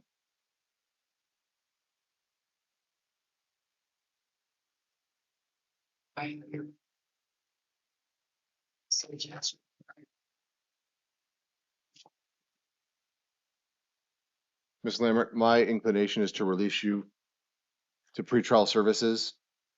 Neil, do you want to be heard further? Overstates objection, Your Honor. Neil. All right, ma'am, I'm going to release you to pretrial services. Caitlin can tell you what that means. I'm going to appoint the public defender's office to represent you.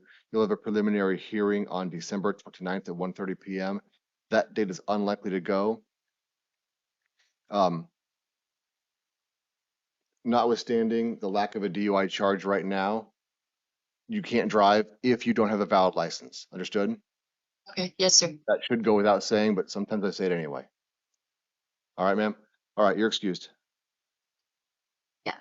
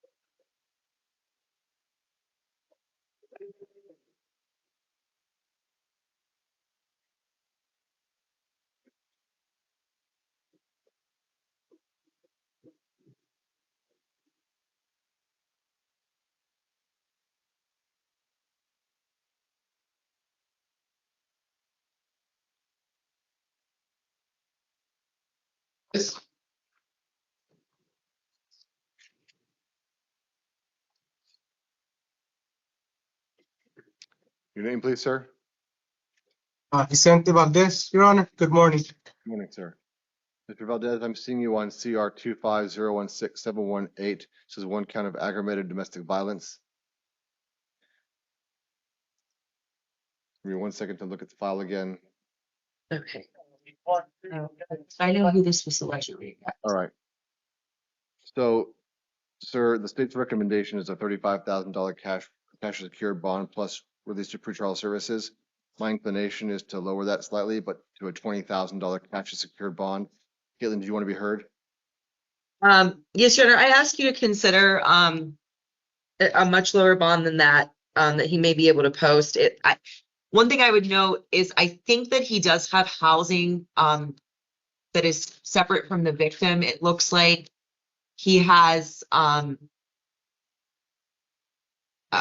graduated. he has it with his mother. It wasn't verified probably because they couldn't get a hold of her, but he does have housing with his mom and not with the victims in this case.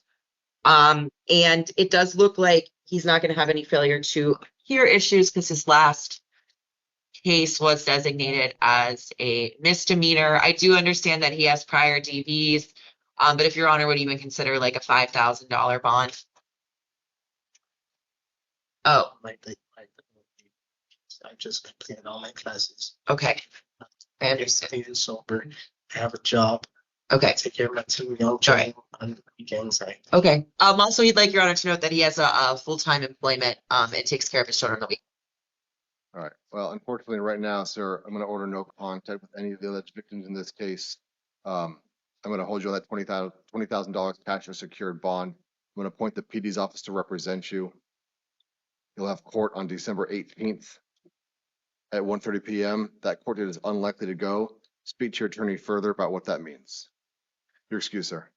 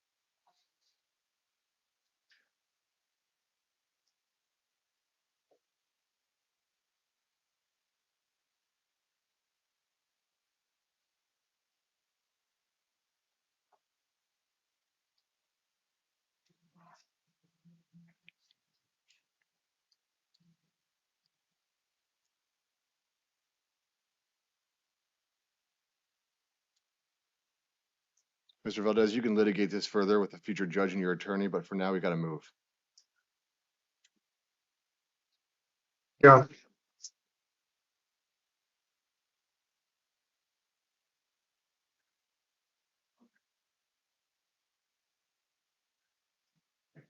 Your name, please, sir? Douglas Allen Grandola. All right, Mr. Vandola, this is CR 25016-726.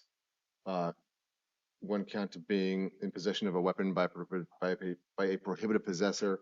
I've also got you on a FTA for a city court case. Yes. All right, sir. The state's asking for a $10,000 bond plus pretrial services. My inclination is to hold you on a $5,000 cash secured bond. Caitlin, you want to be heard? It's supposed to start tomorrow. I do have housing. Okay. So just some additional information, Your Honor, that Mr. Vandola would like Your Honor to take into consideration is that he does have a job that's starting tomorrow. And he says he has verified housing, which was also noted in the PSR. His roommate, Anne Marie, did verify his residence and will assume third-party custody over him.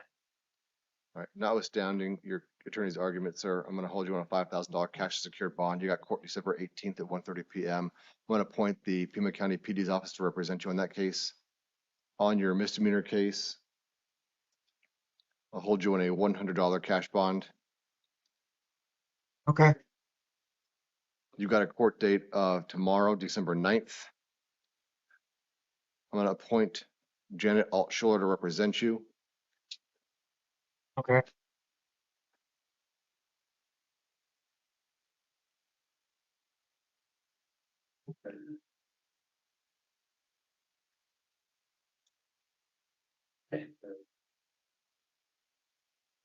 That will be in front of Judge Miller, sir. Sorry, be in front of Judge Steele. I apologize. And what's tomorrow's court case for? It's going to be your arraignment on your misdemeanor matter, sir. Okay. On your oh my God, on your justice court misdemeanor matter. I'm sorry. I've also got you on a city court misdemeanor matter. For what? Yeah, I know. Yeah, I was told I only got 3 charges altogether today when they arrested me. It was for the warrant. And that would be it, sir. So I'm holding you on the bond for the felony case. I'm holding you on a bond for your justice court case and appointing Janet Altschuler to represent you on that case. On your city court case, I know this is kind of weird. On your city court case, I'm actually going to release you. I'm hoping that city court will dismiss this case given all you got going on. Sometimes they do that. I'm going to set a non-transport review hearing in front of the presiding judge on January 16th. The city PD will deal with that without you. If they can't get the state to or the city to dismiss this case, they'll talk to you about your next steps. But for now, you've got a non-transport review hearing on January 16th at 9 a.m., sir. That one's the least of your worries. The felony and the misdemeanor one, the felony and the justice court misdemeanor one are the 2 you've got up here for. Okay, sir? Yeah. Okay. So you're excused.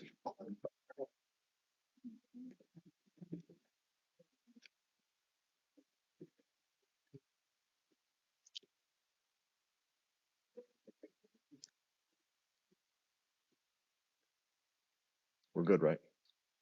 All right. Thanks, JL. Okay. Thank you, Your Honor. All right, thanks, Clay.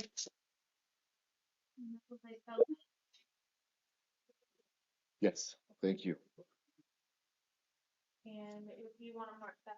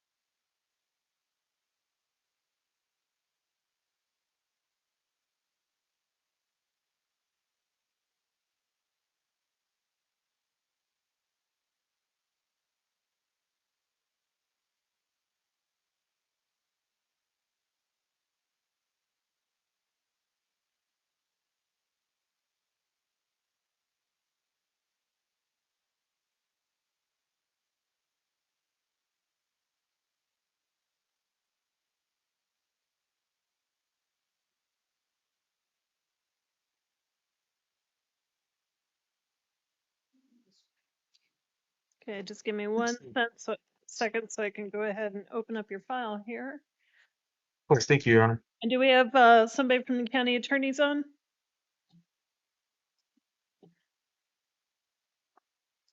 Yes, Your Honor. Good evening. All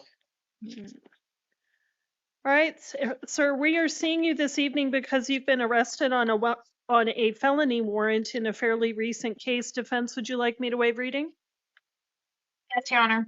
So, sir, we're going to be talking about your next court dates. We're also going to be talking about your release conditions. Now, you do have the right to remain silent. Anything you say can and will be used against you. You also have the right to an attorney, and I'm appointing the public defender's office to represent you. I've read everything provided to me, which includes the warrant and the county attorney's office recommendation, as well as the pretrial services report. Mr. Terrace, I see you're recommending a $200,000 bond. Anything to add? Nothing to add to the recommendation, Judge.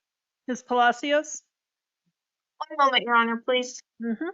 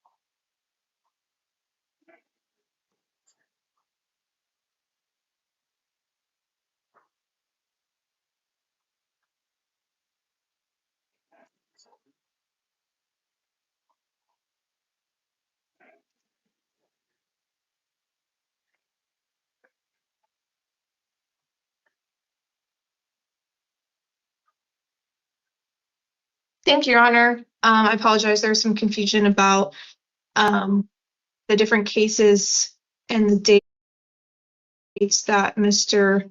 I would like to highlight that he scored only a 1 on both the failure to appear and the new criminal activities scales. Also, as far as I can tell, the offense dates of this case, I believe, predate his active case. Additionally, he's been in Tucson for 11 years, has housing, and is employed full-time. All this was verified by his grandmother. She can also provide housing, take third-party custody, and provide transportation to future court dates. Mr. Lopez Martinez has no priors, just the active case. So we are asking that you impose the least onerous conditions. All right, sir, I am going to order you be held on the amount listed in the warrant. That's the $200,000 cash or secured. You will be supervised by pretrial services if you post that, and you'll need to comply with any directions they give you in terms of monitoring or treatment. No alcohol, illegal drugs, firearms, or weapons. You're not to have any contact with any alleged victim. Also, no contact with any minors. You're also not to have any contact with the victim's residence or workplace or place of schooling if that applies. I'm setting an arraignment hearing in Superior Court for December the 15th at 1:30 in the afternoon. Sir, if you're released from custody, you need to make sure you make your court dates. If you don't, then a warrant will issue for your arrest. Do you understand? Yes, Your Honor. All right, sir, you're excused. Thank you.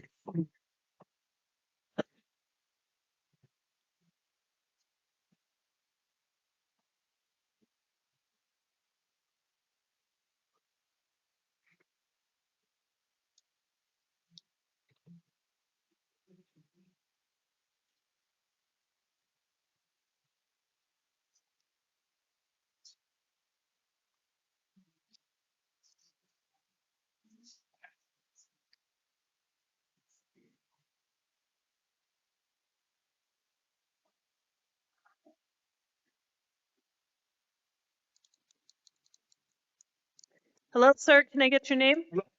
Salmaria. And counsel waive reading? Yes, Your Honor.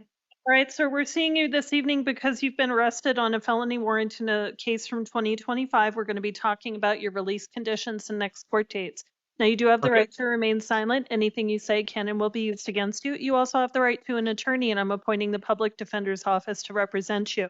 I've read everything provided to me, which consists of the warrant, the state and the state's recommendation, as well as the pretrial services report. The state is asking for a $300 bond or $300,000 bond amount. Mr. Terrace, anything to add to your recommendation? Nothing to add, Judge. Ms. Palacios? Thank you, Your Honor. Similar to the last case, what I can tell is that these charges predate his active case. He has no priors, just the other active case. He is a lifelong Tucson resident, employed part-time, and has housing. This was verified by his dad. Dad can also provide additional housing, take third-party custody of him, and provide transportation to future court appearances. So we're asking that you impose the lease owner's conditions. All right, sir, I am going to order that you be held on the amount listed in the warrant. So that's the $300,000 cash or secured. He will be supervised by pretrial services if you post that, and you'll need to comply with any directions they give you. No alcohol, illegal drugs, firearms, or weapons. No contact with any alleged victim or any minors. You're also not to have any contact with any victim residence or workplace or place of schooling if that applies. I'm setting this for an arraignment hearing on December the 15th at 1:30 in the afternoon. So if you're released from custody, you need to make sure you make your court dates. If you don't, then a warrant will issue for your arrest. Do you understand? Yes, yes, Your Honor. All right, sir, you're excused. Thank you.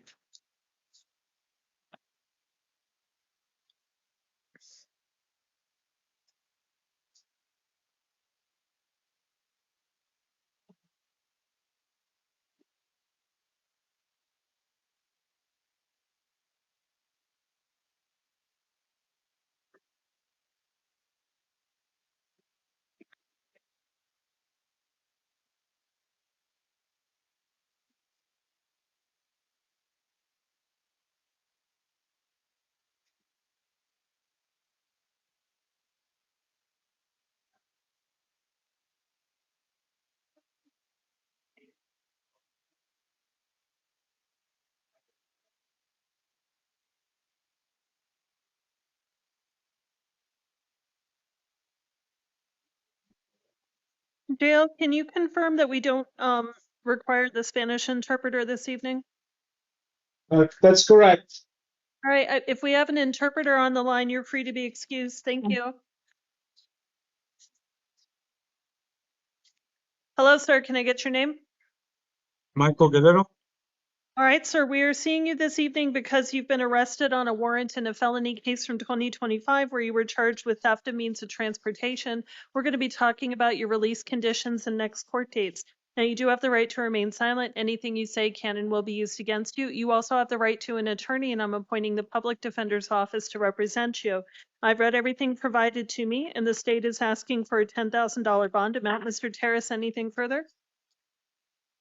Nothing further, Judge. Ms. Palacios? Thank you, Your Honor. I have that this warrant lists a $2,500 bond amount. I would also like to note that Mr. Guerrero is a lifelong Tucson resident. He has housing and is employed full-time. His mother verified this information. Mom can also provide additional housing, provide transportation to future court appearances, and take third-party custody of Mr. Guerrero. I believe, if you give me one moment. Yeah, this is the paper where they. One moment, Your Honor. Go ahead.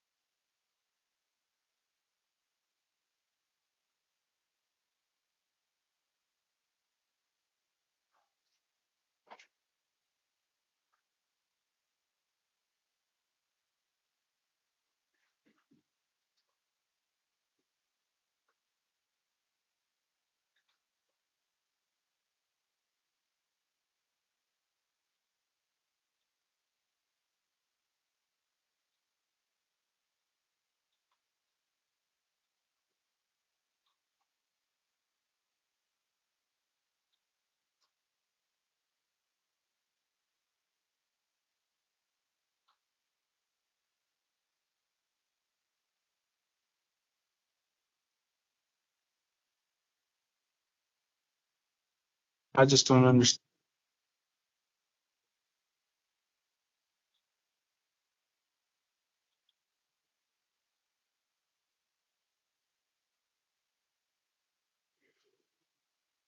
Thank you, Your Honor.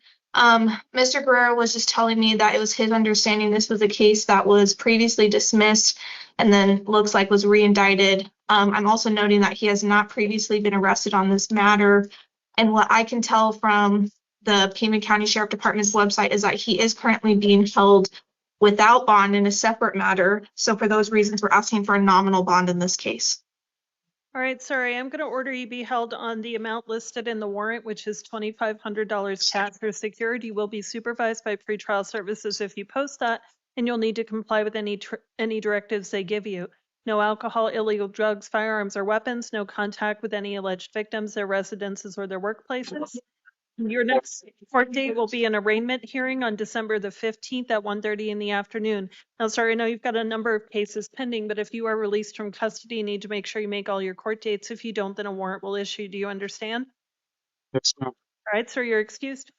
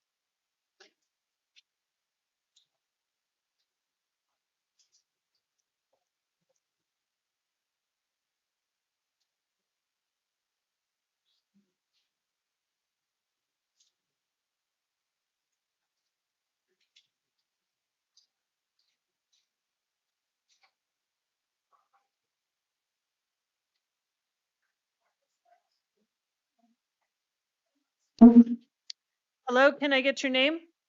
Stephen Peter Britton. Okay, give me 1 second to grab your file here. All right, sir, we are seeing you this evening because you've got a number of cases pending. You have a few pending in Tucson City Court. We'll talk about those in a second. You also have a case that's pending in Sahuarita Municipal Court. In all of your matters, we're going to be talking about your release conditions and your next court dates. But first, you do have the right to remain silent. Anything you say can and will be used against you. You also have the right to an attorney, and as we go through your cases, I'll let you know if anyone's getting appointed. You have the right to be present for all of your court dates. However, if you don't come to court, then a warrant will issue for your arrest and those hearings will happen without you. Also, if you are convicted and cannot be sentenced within 90 days because of your failure to come to court, then you could also lose your right to a direct appeal. So starting with your Sahuarita matter, in that case, you were charged with possession of a drug paraphernalia and a warrant was issued for your arrest back on November the 4th of this year. I am going to order that you be held on the amount listed in the warrant, which is a $2,000 cash or secured bond. As conditions of your release, no alcohol or illegal drugs, and don't go to the incident location. I'll appoint Brent Cicero to represent you. You'll get paperwork that has his information on it. I'm also setting this for a case management conference on December the 9th, so that'll be tomorrow, and that will be at 3 in the afternoon, and that will be by video court.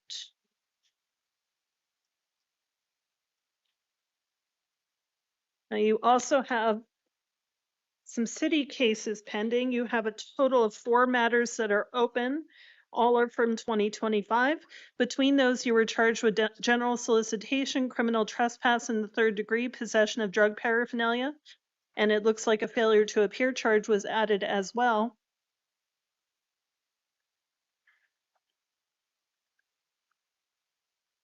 In these cases, sir, I am going to enter not guilties on your behalf to all of these alleged charges. I'm also appointing the City Public Defender's Office to represent you. I'm going to order that you be held on a $250 cash or secured bond as conditions of your release. You're not to possess or consume any alcohol or illegal drugs, and you're not to return to any of the incident locations. Now, sir, if you're released from custody, you need to make sure that you make all your court dates. If you don't, then a warrant will issue for your arrest. And in your city court matter, your next court date, if you are in custody, will be a video review hearing on December the 16th, 2025.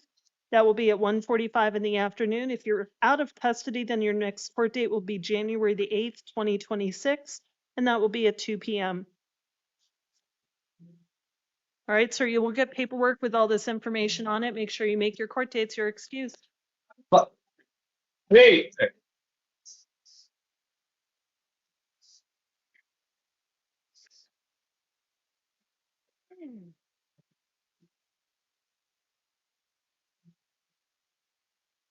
Hello, can I get your name? Joseph Cosio. All right, Sneak, because you have some cases pending in Tucson City Court, you also have a case pending out of Pima County Justice Court, and we're going to be talking about your release conditions and next court dates and all of these. Now, you do have the right to remain silent. Anything you say can and will be used against you. You also have the right to an attorney, and as we go through your cases, I'll let you know who is getting appointed to which case. You have the right to be present for all of your court dates. However, if you don't come to court, then a warrant will issue for your arrest, and those hearings will happen without you. Also, if you are convicted and cannot be sentenced within 90 days because of your failure to come to court, then you could also lose your right to a direct appeal. Now, in your Pima County Justice Court case, you were charged with shoplifting as well as possession of drug paraphernalia. A warrant was issued back in April of this year. I'm going to order that you be held on the $250 cash or secured bond amount listed in the warrant. As conditions of your release, no alcohol or illegal drugs. You are not to have any contact with any alleged victims or the incident location. I'm also appointing Janet Altschuler to represent you in that matter. I'm setting this case for a case management conference tomorrow, December the 9th at 1 o'clock in the afternoon. Now, in your city court cases, you have 2 open cases currently, and between those, you were charged with possession of drug paraphernalia, 1 count in each case. I'm going to enter not guilties on your behalf to these alleged charges. I'm going to order that you be held on a $100 cash or secured bond. You're not to possess or consume any alcohol or illegal drugs. You're also not to go to any of the incident locations, and I'm appointing the City Public Defender's Office to represent you. I'm setting this for a video review hearing on December the 16th, 2025 at 1:45 in the afternoon. However, if you're released from custody, your next court date will be January the 7th, 2026 at 2 in the afternoon. Your hearings will be with Judge Mayhew over at Tucson City Court. You will get paperwork for both of your court cases, so you know where to go and when you need to be there, but you need to make sure you make your court dates. If you don't, then a warrant will issue for your arrest. Do you understand? Yes, Your Honor. So you're excused.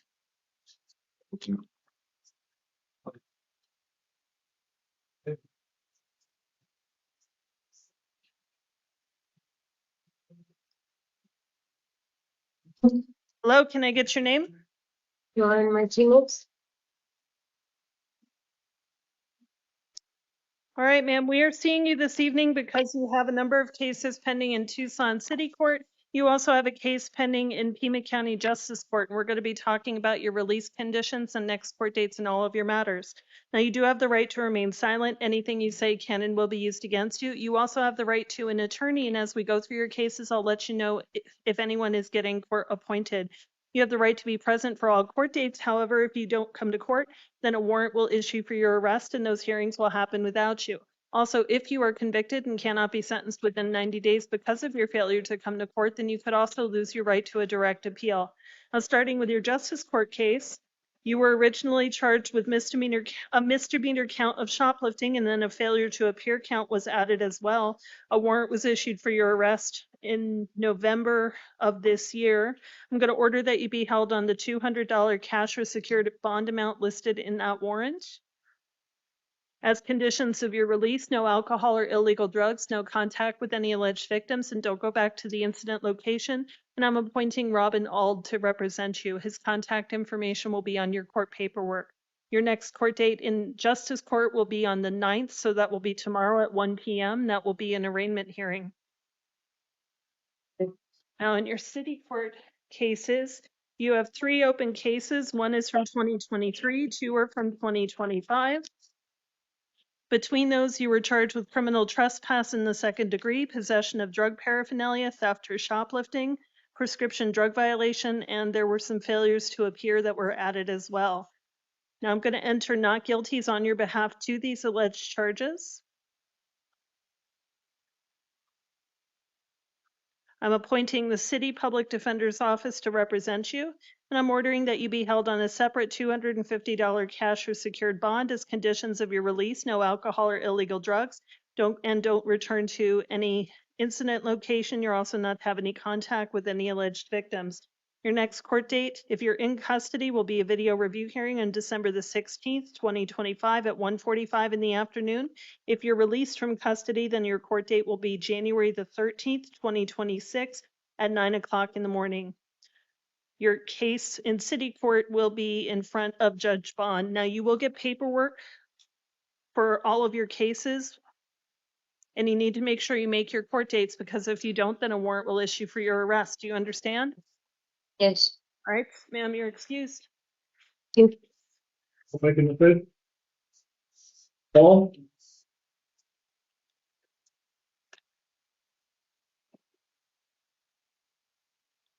Hello, can I get your name?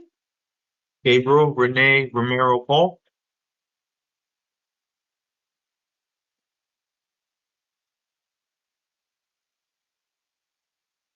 All right, sir, we are seeing you this evening because you've been arrested on a new misdemeanor count out of, looks like, Pima County Justice Court. You've been charged with 1 count of DV, interfering with judicial proceedings. We're going to be talking about your release conditions and next court dates. Now, you do have the right to remain silent. Anything you say can and will be used against you. You also have the right to an attorney, and I'm appointing Robin Ald to represent you. You'll get paperwork from the hearing this evening that has his contact information on it so you can get a hold of him. Now, I have reviewed everything provided to me, and I am going to order that you be held on a $2,500 cash or secured bond. And that is largely due to the history I'm seeing, and it looks like there's also an active order of protection out there. So as conditions of your release, no alcohol, illegal drugs, no firearms or weapons. You're also not to commit any acts of domestic violence. You're also not to have any contact whatsoever with the alleged victim, Angel Fisher, her residence or her workplace. Your next court date will be on December the 9th, so that will be tomorrow at 1 o'clock in the afternoon. As an additional condition of your release, you are ordered to comply with the terms of the protective order issued in DV 2025-2175. Again, that information will be in your court paperwork tonight. Now, sir, I can't stress enough what no contact means. No contact means no contact in any way, shape, or form, and that starts right now. Do you understand? All right, sir, you're excused.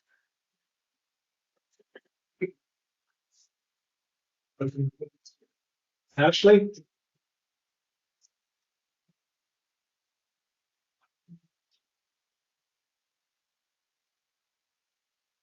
Hello, can I get your name? DeAndre Ashley? All right, sir, we are seeing you this evening because you have a number of cases pending in Tucson City Court. It looks like you have 5 open cases, all from 2025.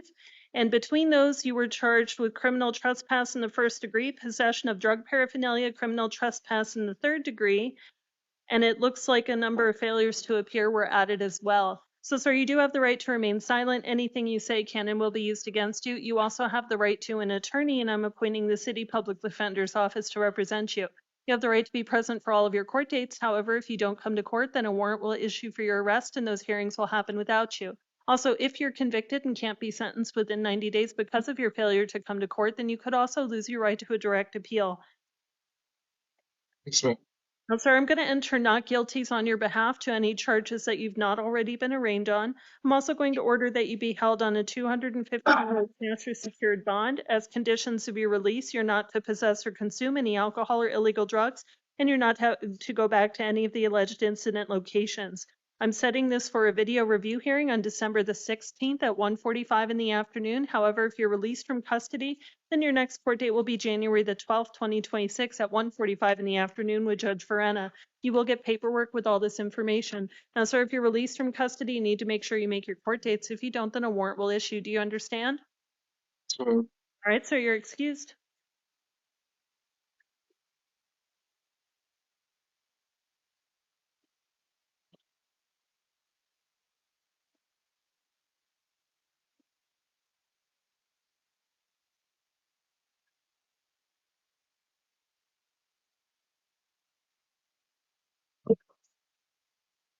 Hello, can I get your name? Oh, Your Honor, Johnny K. Walking. All right, sir, we're seeing you this evening because you have a couple of cases out of Tucson City Court. One is from 2021 and one is from 2025. Between those two cases, you were charged with criminal damage, disorderly conduct, and it looks like the same two charges in each case. In the older case, a failure to appear charge was added as well. We're going to be talking about your release conditions and next court dates. Now, you do have the right to remain silent. Anything you say can and will be used against you. You also have the right to an attorney, and I'm appointing the City Public Defender's Office to represent you. You have the right to be present for all of your court dates. However, if you don't come to court, then a warrant will issue for your arrest, and those hearings will happen without you. Also, if you are convicted and cannot be sentenced within 90 days because of your failure to appear, then you could also lose your right to a direct appeal. So, sir, I'm going to enter not guilties on your behalf to any charges that you've not already been arraigned on. As I mentioned before, the City Public Defender's Office is appointed in your matter. I'm going to order that you be held on a $250 cash or secured bond. You're not to possess or consume any alcohol or illegal drugs. You're not to commit any acts of domestic violence. And you're not to possess any firearms or weapons. You're also not to have any contact with the alleged victim, Annabelle Chiago, her residence, or her workplace. Now, your next court date will be with Judge Maldonado. And if you are in custody, then you will have a video review hearing on December the 16th, 2025. And that will be at 1:45 in the afternoon. However, if you bond out of custody, then your next court date will be December the 22nd, 2025 at 2:30 in the afternoon. Now, sir, you will get paperwork with all this information on it, but you need to make sure you make your court dates. If you don't, then a warrant will issue for your arrest. Do you understand? Yes, ma'am. Right, Yes, Your Honor. Yes. Thank you. Your Honor, I had a quick question on this last one. Read. 45, it says 2 on the sheet. Was that a mistake? That was a mistake. You totally changed it. Thank you. Hello, can I get your name? Nisha Reed.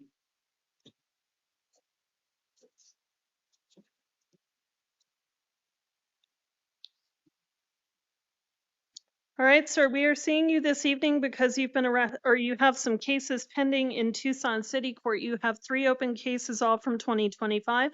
Between all of those, you were charged with criminal trespass in the 3rd degree, and warrants were issued in all 3. We're going to be talking about your release conditions and next court dates. Now, you do have the right to remain silent. Anything you say can and will be used against you. You also have the right to an attorney, and I'm appointing the City Public Defender's Office to represent you. You have the right to be present for all of your court dates. However, if you don't come to court, then a warrant will issue for your arrest, and those hearings will happen without you. Also, if you're convicted and cannot be sentenced within 90 days because of your failure to come to court, then you could also lose your right to a direct appeal. So I'm going to enter not guilties on your behalf to any charges that you've not already been arraigned on. That may just be the failures to appear at this point. I'm going to order that you be held on a $250 cash or secured bond as conditions of release. No alcohol or illegal drugs. You're also not to return to any of the alleged incident locations. I'm setting this for a video review hearing on December the 16th at 1:45 in the afternoon with Judge Bond over at Tucson City Court. However, if you're released from custody, your next court date will be January the 13th, 2026 at 9 o'clock in the morning. So you'll get paperwork with all this information, but you need to make sure you make your court dates. If you don't, then a warrant will issue for your arrest. Do you understand? Yes, ma'am. You're excused. Thank you. Paper.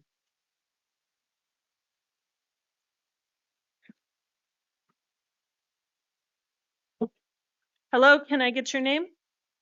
Theodore Schaefer. And it's my understand that we might have a victim on the line. Is Bonalyn Schaefer online?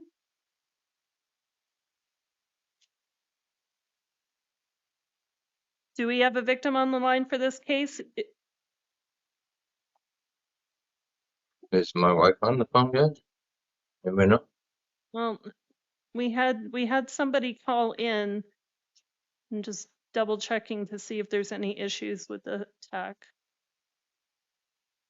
It looks like somebody's trying to speak, but might be having some audio issues.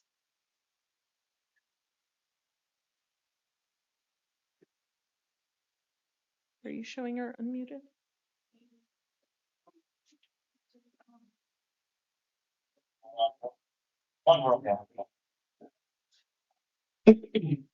Okay. Oh, hello, ma'am. Can you hear us okay?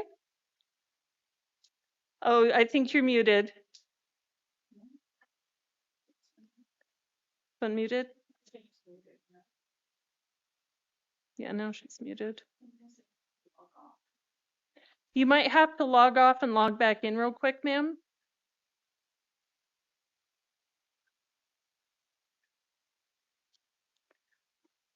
All right, sir. So while she's doing that, let me just go ahead and go over your rights with you. So you have been charged with a couple of new misdemeanor offenses out of Tucson with 1 count of assault and 1 count of disorderly conduct. And we're going to be talking about your release conditions and next court dates. Now, you do have the right to remain silent. Anything you say can and will be used against you. You also have the right to an attorney, though not necessarily at court expense. You have the right to be present for all of your court dates. However, if you don't come to court, then a warrant will issue for your arrest and those hearings will happen without you. Also, if you're convicted and cannot be sentenced within 90 days because of your failure to appear, you could also lose your right to a direct appeal. Ms. Schaefer, can you go ahead and try saying something? Cannot hear you, but I can see your mouth moving. All right, so Ms. Schaefer, let me just go ahead and tell you the information I have from the pretrial services report, and you can give me a thumbs up if that's basically what you wanted to convey to me tonight. We're not talking about the facts of the case. We're basically just talking about release conditions, and since you are the listed victim, you do have a right to have input. Now, the information I have is that you spoke with pretrial services. It sounds like you are okay with having contact. It sounds like you don't have any objections to release, and you're also okay with Mr. Schaefer returning to the residence. Is that about it? Okay. And are you okay with me going forward? I know you're having technical difficulties, so I do apologize for that. Okay. So, and thank you for your patience, Ms. Schaefer. So what I'm going to do, sir, is I am going to release you on your promise to appear in court. I will give you a court date here before we close out. Now, as conditions of your release, you are not to possess or consume any alcohol or illegal drugs. You're also not to commit any acts of domestic violence, and you're not allowed to possess any firearms or weapons. Now, based on Ms. Schaefer's input, I'm not going to put any kind of contact restrictions in place. But if at some point she asks you to step away, you have to honor that. You understand? Yes, ma'am. All right, sir. So your next court date will be on January the 13th, 2026. That will be at 1:30 in the afternoon at Tucson City Court with Judge Million. You will get paperwork with all this information on it. Will I get a public defender? So, sir, I'm not appointing an attorney at this time, but that is something you can raise with the Tucson City Court judge. The paperwork you're going to get from me will also have the number for the city public defender's office if you want to give them a call as well. Okay. All right, sir. So make sure you make your court dates. If you don't come to court, then a warrant will issue for your arrest. You're excused. And thank you, Ms. Schaefer, and apologies again for the technical issues.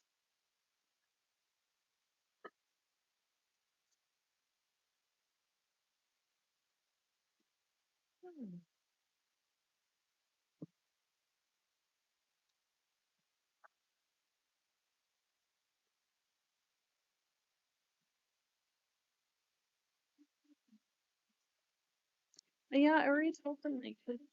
Do we have an interpreter on the line? Yes, Your Honor. Hi, sir. Sorry, I mentioned something earlier, but I think it didn't come through on the mic. We don't have any Spanish speakers this evening, so you're free to go. Okay, thank you, Judge. You're welcome.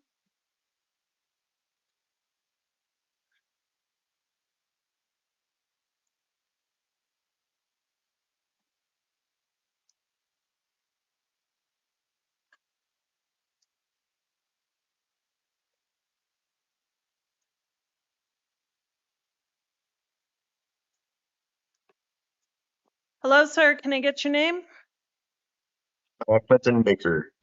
All right, sir. You are here this evening because you were arrested on a new misdemeanor charge of domestic violence criminal damage. And Mr. Baker, I can't hear this case. I have a conflict. So what I'm going to have to do today is I'm going to have to reset it till tomorrow morning. Does that mean I have to be here all night? Yes, sir. Ethically, I just don't feel like I can move forward with this case. So in order to make sure that you are treated as fairly as possible and everyone is treated fairly, I have to bump this till tomorrow morning. So what I'm going to do is I'm going to reset this to tomorrow at 9 o'clock. And I will note that the reason for the continuance is on my end, not on yours. So thank you, sir. You're excused.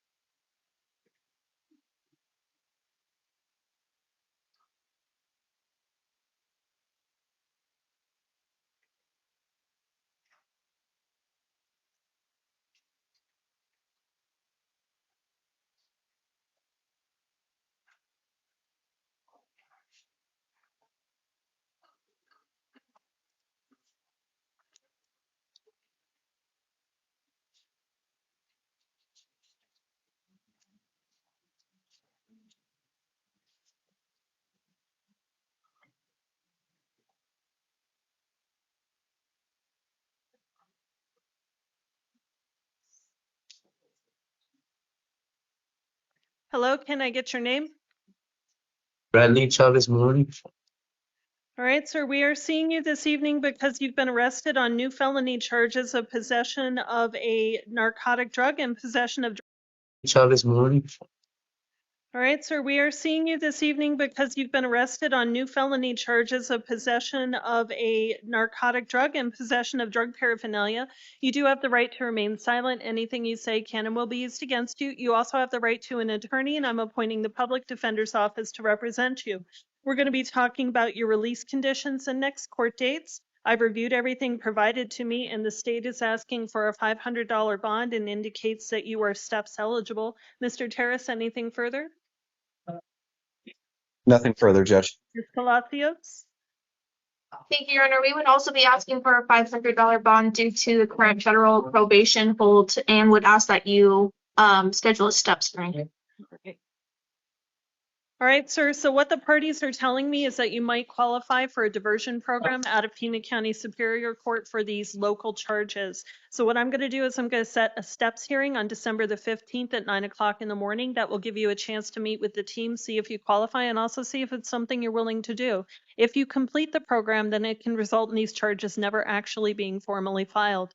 Does that sound like something you're interested in? Yes. All right, so we will set that steps hearing for December the 15th at 9 o'clock in the morning. I'm setting a preliminary hearing since you're in custody within the normal 10-day window. So that will be December the 18th at 1:30 in the afternoon. Now, I am going to hold you on a $500 cash or secured bond. You will be supervised by pretrial services if you post that, and you'll need to comply with any directions they give you in terms of monitoring or treatment. No alcohol or illegal drugs, no firearms or weapons. You are also not to go back to the incident location. And you need to make sure you make all of your court dates in these matters, sir, especially if you're released from custody, because if you don't come to court, then a warrant will issue for your arrest. Do you understand? Yes. No, I just have a question. How much is it? 1 second. If you have a question, go ahead and speak to Ms. Palacios. She's an attorney with the public defender's office. I just don't want you to say something that might hurt your case. Okay.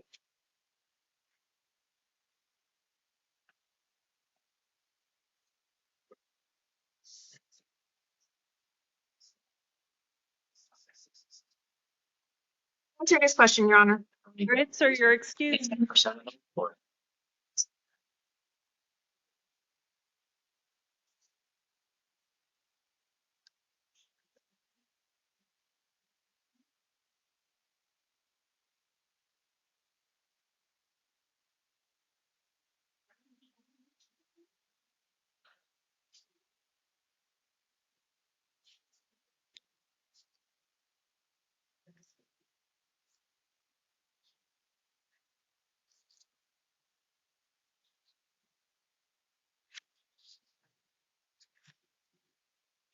Hello, sir, can I get your name?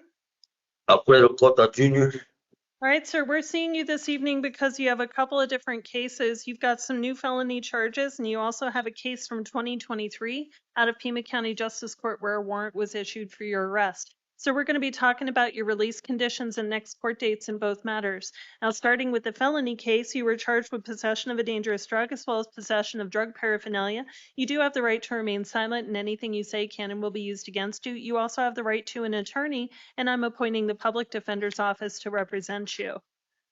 I've read everything provided to me, and I see that the state is asking for pretrial services as well as the steps court hearing. Mr. Terrace, I do have some concerns just based on the age of the warrant in the 23 case. Did you have anything you wanted to add? I don't have anything to add, Judge. Ms. Palacios? We would also be asking for a chance on pretrial services unless the court is inclined to hold him on the justice court matter, then we would be asking for a nominal bond so he could earn time credit.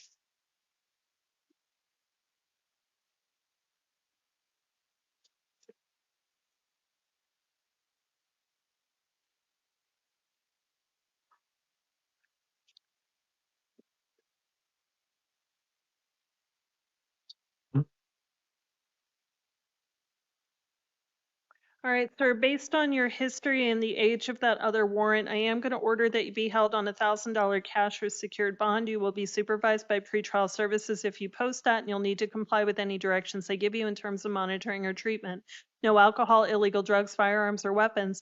I'm also going to set this case for a steps hearing on December the 15th at 9 o'clock in the morning. That is a diversion program through Pima County Superior Court. That first hearing will give you a chance to meet with the team and learn about the program, see if you qualify, and see if it's something you want to do. If you complete. What is the 23 and year 2023? Okay, sir, we will talk about the 2023 case here in a second. But going back to the steps case in this and diversion, counsel, did you want to speak with him for a second?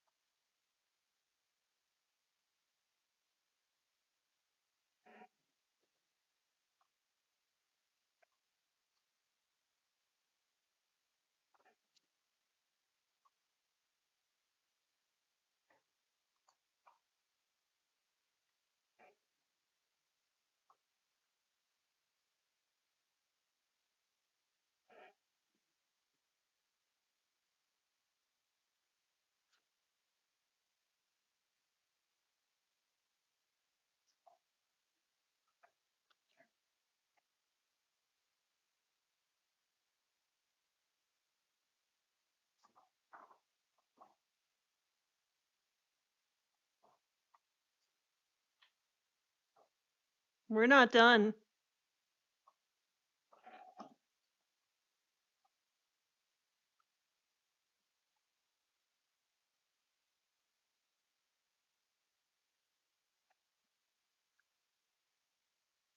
All right, sir. So I am ordering that you be held on the $1,000 cash or secured bond amount. I'm setting a steps hearing for December the 15th at 9 o'clock in the morning. I'm also setting a preliminary hearing in that case on December the 18th at 1:30 in the afternoon.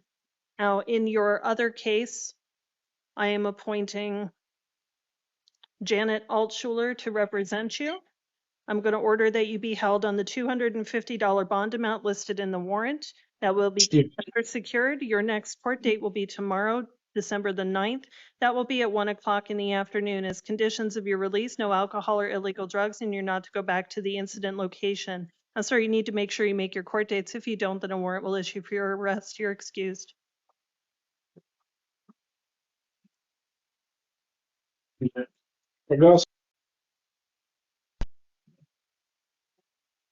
Hello, sir. Give me 1 second to finish up the paperwork for the previous All right. gentleman. Thank you.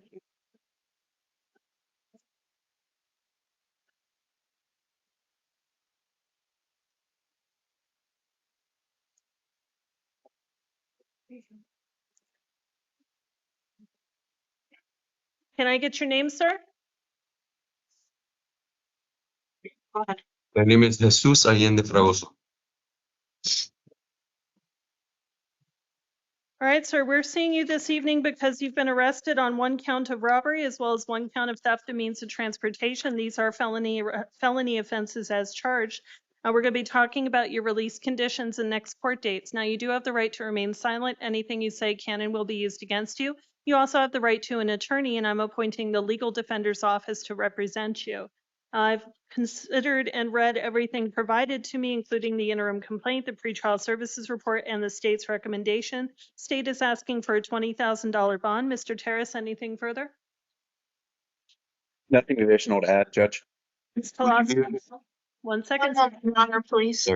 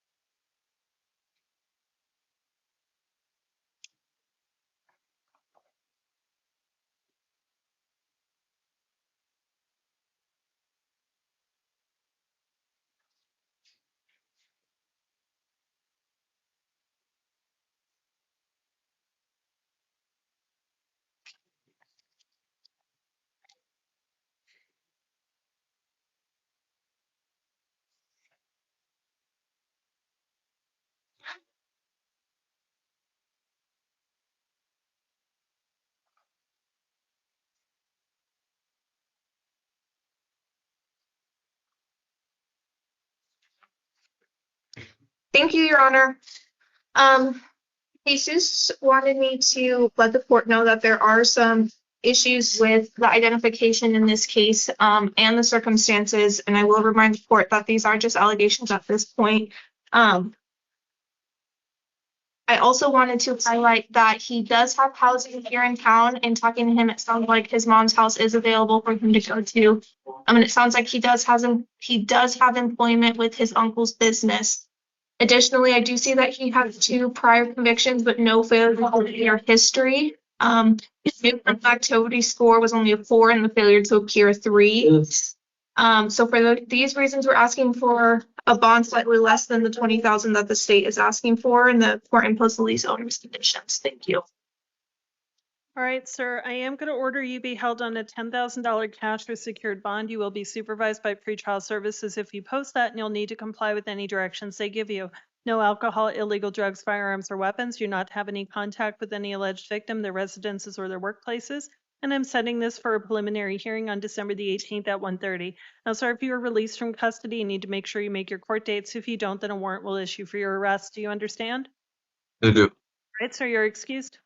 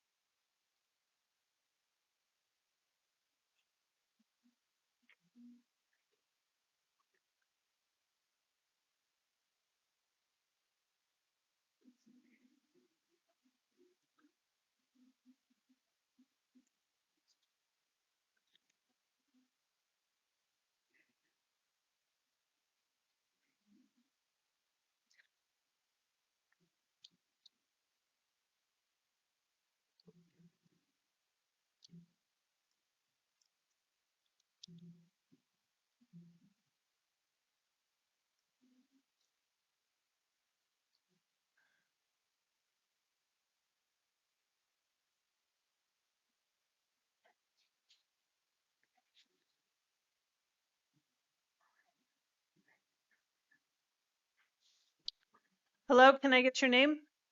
Yeah, Kenneth Drew. All right, sir, we're seeing you this evening because you have a number of cases pending in Tucson City Court. You also have a case out of Marana Municipal Court where a warrant was issued, and you've got some new felony charges. So we're going to be talking about your release conditions and your next court date and all of your matters. Now, you do have the right to remain silent. Anything you say can and will be used against you. You also have the right to an attorney, and as we go through your cases, I'll let you know if anyone is getting court appointed to any of them. You also have the right to be present for all court dates. However, if you don't come to court, then a warrant will issue for your arrest and those hearings will happen without you. Also, if you're convicted and cannot be sentenced within 90 days because of your failure to come to court, then you could also lose your right to a direct appeal. Now, starting with your felony case, you were charged with, it looks like, 1 count of animal cruelty. I have read everything provided to me. I'm appointing the public defender's office to represent you. And the state is asking for a $15,000 bond. Mr. Terrace, anything further? Nothing further, Judge. Ms. Palacios? Yes, Your Honor. One moment, please.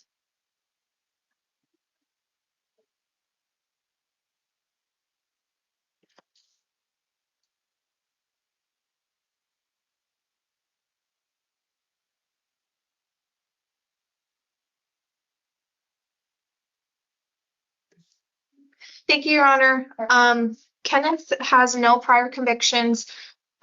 He has been in Tucson for the past 6 years. He is unfortunately unhoused and unemployed.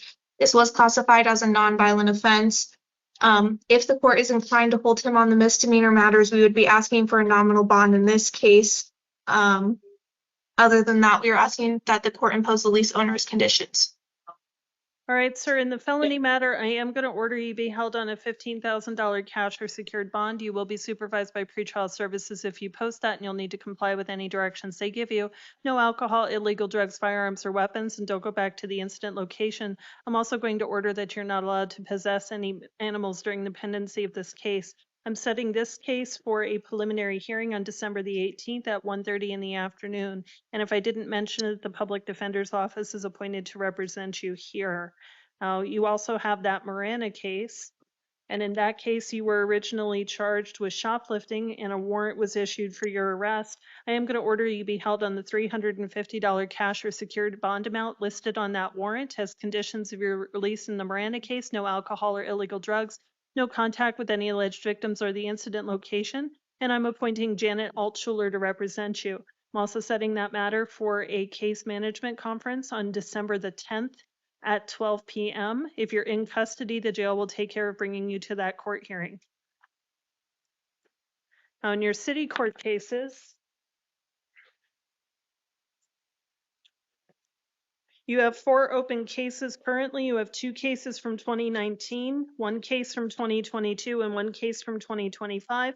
Between those, you were charged with criminal trespass in the 3rd degree, possession of drug paraphernalia, criminal trespass in the 2nd degree, as well as failures to appear. I'm going to enter not guilties on your behalf for any charges that you've not already been arraigned on. That may very well just be the failures to appear at this point. I'm ordering that you be held on a $100 cash or secured bond. As conditions of your release, you're not to possess or consume any alcohol or illegal drugs, and you're not to have any contact with any alleged incident location. I'm also appointing the City Public Defender's Office to represent you. I'm setting your city court cases for a video hearing on December the 16th at 1:45 in the afternoon. However, if you're released from custody, then I'm setting a hearing for January the 12th, 2026 at 2 p.m. You will get copies of paperwork for all of your court cases with all of the dates and times that you need to appear in court. Now you need to make sure you make your court hearings once you're released. If you don't, then a warrant will issue for your arrest. Do you understand? Yes, ma'am. You're excused. Sir.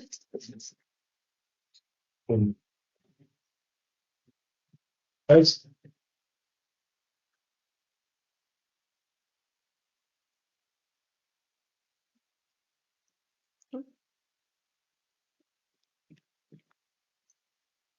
Hello, can I get your name? Shayla Brianne Harris. All right, ma'am, we are seeing you this evening because you've been arrested on new felony charges. You've also got some cases pending in Tucson City Court. So we're going to be talking about your release conditions and next court dates and all of your matters. Now, you do have the right to remain silent. Anything you say can and will be used against you. You also have the right to an attorney. And as we go through your cases, I'll let you know if anyone's getting court appointed. You have the right to be present for all of your court dates. However, if you don't come to court, then a warrant will issue for your arrest, and those hearings will happen without you. Also, if you're convicted and cannot be sentenced within 90 days because of your failure to come to court, then you could also lose your right to a direct appeal. So in your felony matter, you were charged with possession of a dangerous drug as well as possession of drug paraphernalia. I'm appointing the Legal Defender's Office to represent you. I've read everything provided to me. The state is requesting pretrial services release along with step support. Ms. Palacios, that's my inclination. Did you wish to be heard any further? No, Your Honor.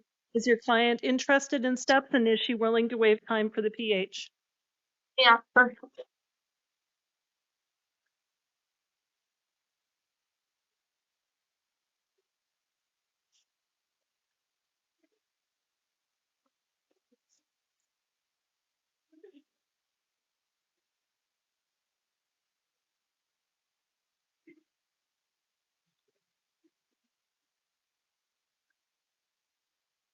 Yes, Your Honor. She would like to participate in steps and will waive time.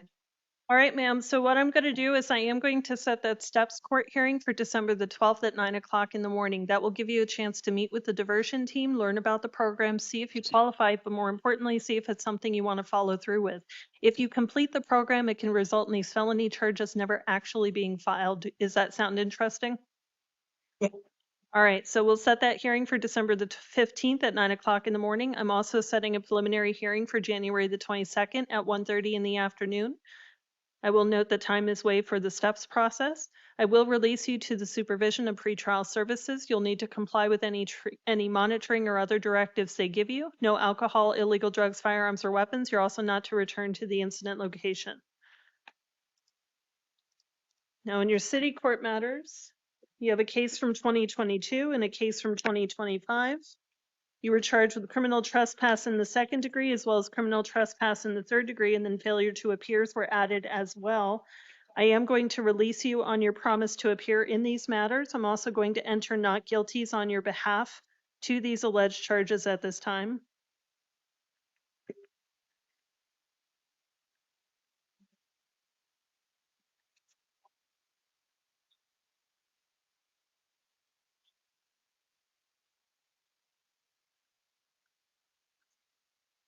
As conditions of your release, no alcohol or illegal drugs. You're also not to return to the incident location.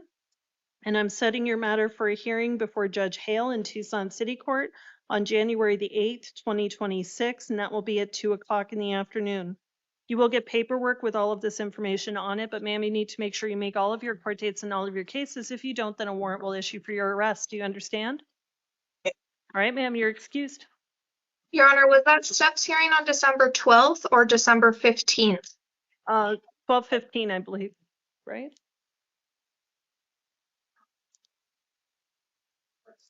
Mm-hmm. 12:15 at 9 o'clock. Okay, thank you.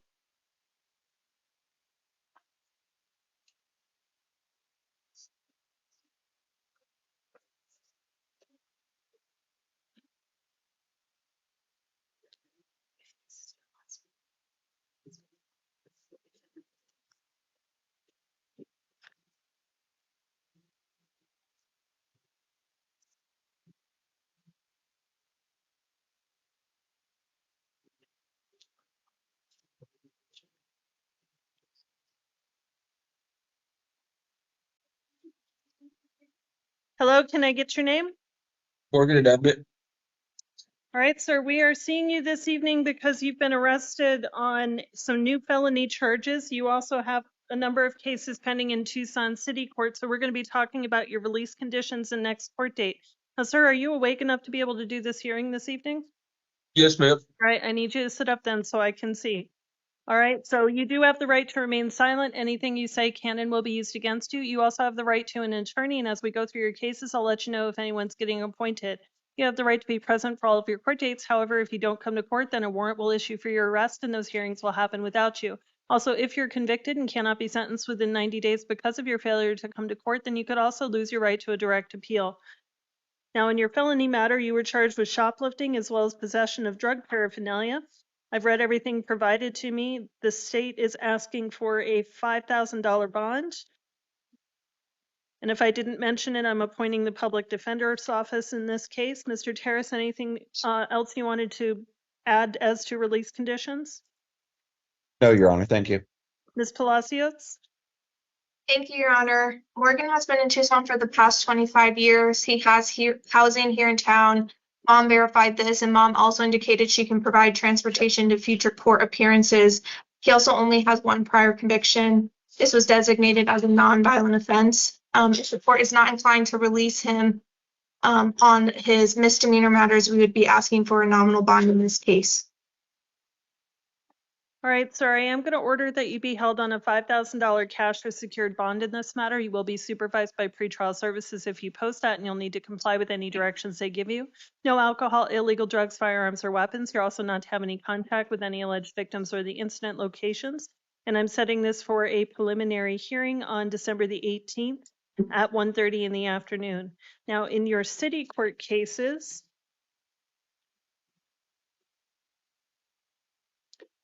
you have 5 open cases, all from 2025. You were charged with criminal trespass in the 3rd degree, theft or shoplifting, possession of drug paraphernalia, as well as some failures to appear. I'm going to enter not guilties on your behalf for any charges that you've not already been arraigned on. I'm appointing the public defender's office, the city public defender's office, to represent you.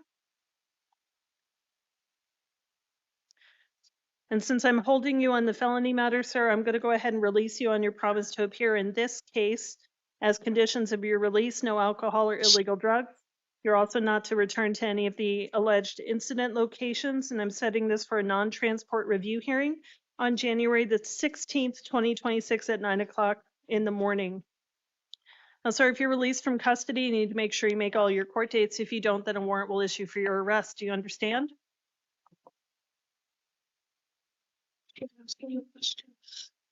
Did you understand, sir?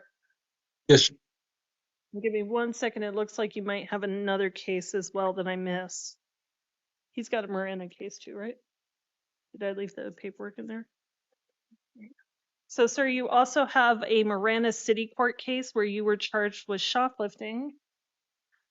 Okay. So, sir, what I'm going to do in this case is I'm appointing Janet Altschuler to represent you. I'm going to order you be held on a $100 cash or secured bond, no alcohol or illegal drugs, no contact with any alleged victims, and you can't go back to the victims or the incident location. Your next court date for the Miranda case will be December the 10th at 12 o'clock in the afternoon.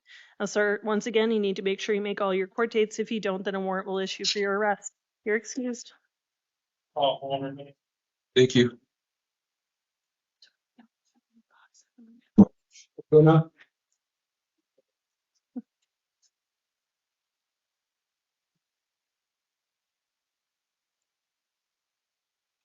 Hello, can I get your name? Maximus Laguna. All right, sir, we are seeing you this evening because you've been arrested for a felony count of aggravated assault, domestic violence. We're going to be talking about your release conditions and next court dates. Now, you do have the right to remain silent. Anything you say can and will be used against you. You also have the right to an attorney, and I'm appointing the public defender's office to represent you. I've read everything provided to me. And counsel, I have a copy of a Form 4C. Did either of you receive this? Yeah, Judge. No, Your Honor, I don't believe I did. All right, so without going into detail, it looks like under tier 1, there were 6 yes answers indicating a high risk. And under tier 2, 7 answers were yes. All right. Okay, thank you, Your Honor. You're welcome. It looks like the state is asking for a $15,000 bond. Mr. Terrace, did you wish to be heard any further? No, Your Honor. Ms. Palacios? Your Honor, one moment, please.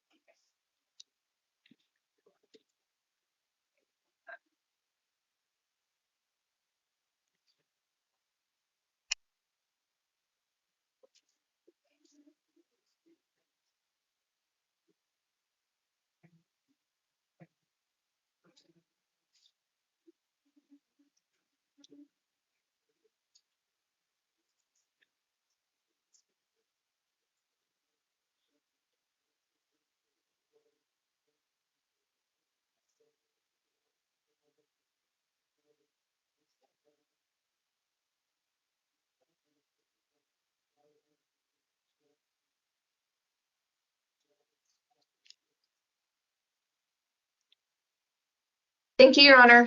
I would like to highlight that Maximus is a lifelong resident of Tucson. He has verified housing that is apart from the victim, and he is employed full-time. This was verified by his father. His dad can also provide additional housing support, provide transportation to future court appearances, and take third-party custody of him.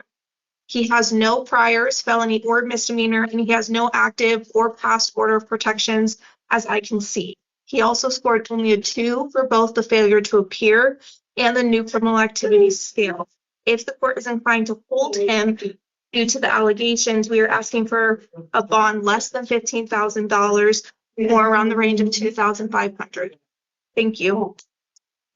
All right, sir, I am in order that you be held on a $7,500 cash or secured bond. You will be supervised by pretrial services if you post that, and you'll need to comply with any directions they give you. No alcohol, illegal drugs, firearms, or weapons. You're also not to commit any acts of domestic violence. And I'm ordering that you not have any contact at this time with the alleged victim, Amanda Hughes, her residence or her workplace. And sir, no contact means exactly that. It starts right now and it's no contact. Do you understand? Yes, ma'am. All right, your next court date will be a preliminary hearing on December the 18th at 1:30 in the afternoon. If you're released from custody, you need to make sure you make all your court dates. If you don't, then a warrant will issue for your arrest. Do you understand? Yes, ma'am. All right, sir, you're excused.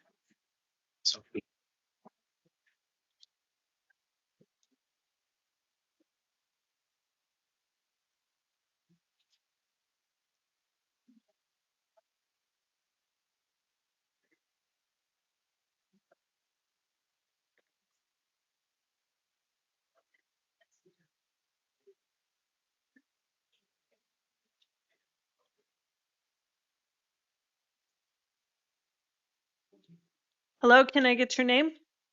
Jorge Martinez.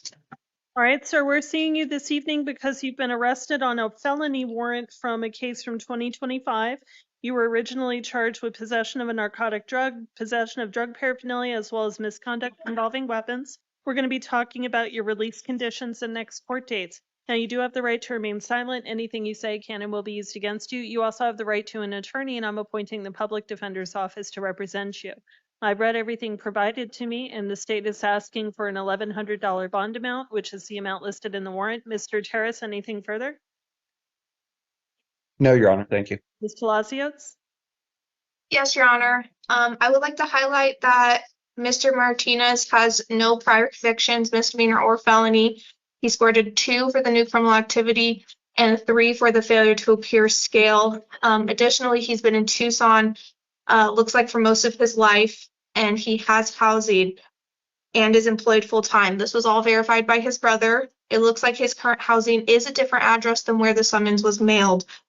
His brother can also provide transportation to future court appearances, additional housing resources, and take third-party custody of him. For those reasons, we're asking that Mr. Martinez be given a chance on pretrial services, and if the court isn't inclined to do that, then a nominal bond.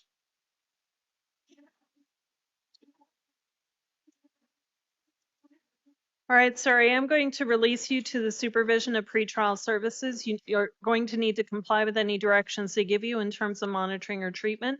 No alcohol, illegal drugs, firearms, or weapons. You also need to make sure that you stay in touch with your attorney and you make all your court dates. If you don't come to court, then a warrant's going to issue. Do you understand? Yes, ma'am. All right, I'm setting this for an arraignment on December the 15th at 1:30 in the afternoon. You will get paperwork with all this information. You're excused. Thank you.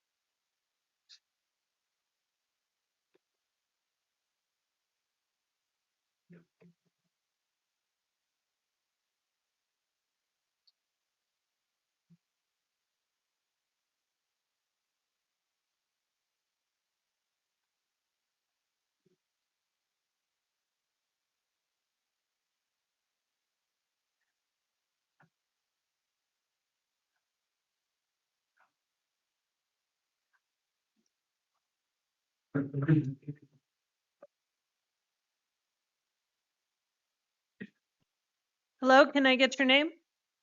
Irma Lynette Palomares.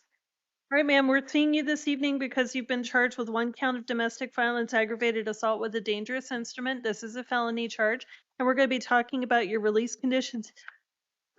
Excuse me. We're going to be talking about your release conditions and next court dates. 1 second, ma'am. If you have any questions, I'm going to give you a chance to speak with Ms. Palacios. She's an attorney, and I don't want you to say anything that might hurt your case, which is why I'm going to direct you to her first. So you do have that right to remain silent, and anything you say can and will be used against you. You also have that right to an attorney, and I'm appointing the public defender's office to represent you. I've read everything provided to me, and the state is asking for a $15,000 bond. Mr. Terrace, did anything further?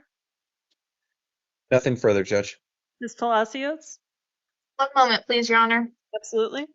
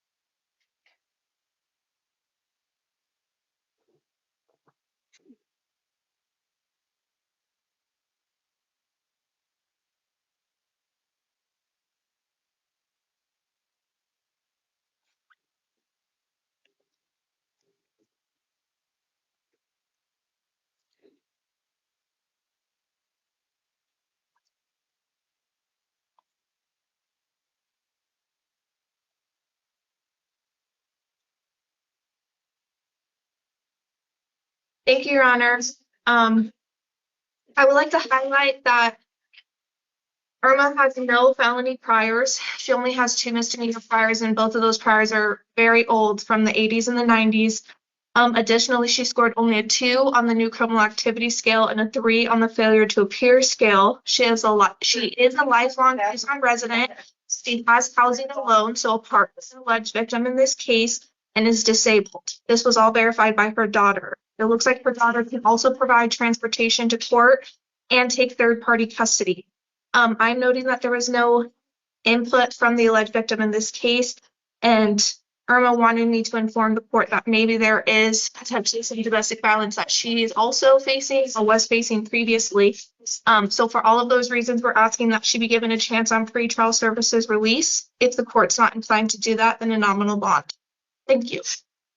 All right, ma'am, I am going to order you be held on a $7,500 cash or secured bond. Child services, if you post that, and you'll need to comply with any directions they give you in terms of monitoring or treatment.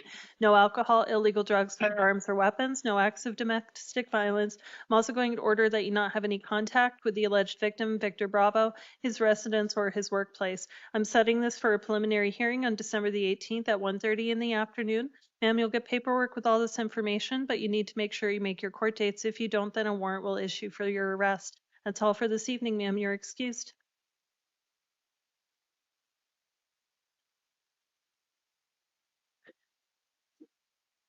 And counsel for the state and defense, we've got one more matter out of Ajo, so you're both free to be excused as well once you're finished over there.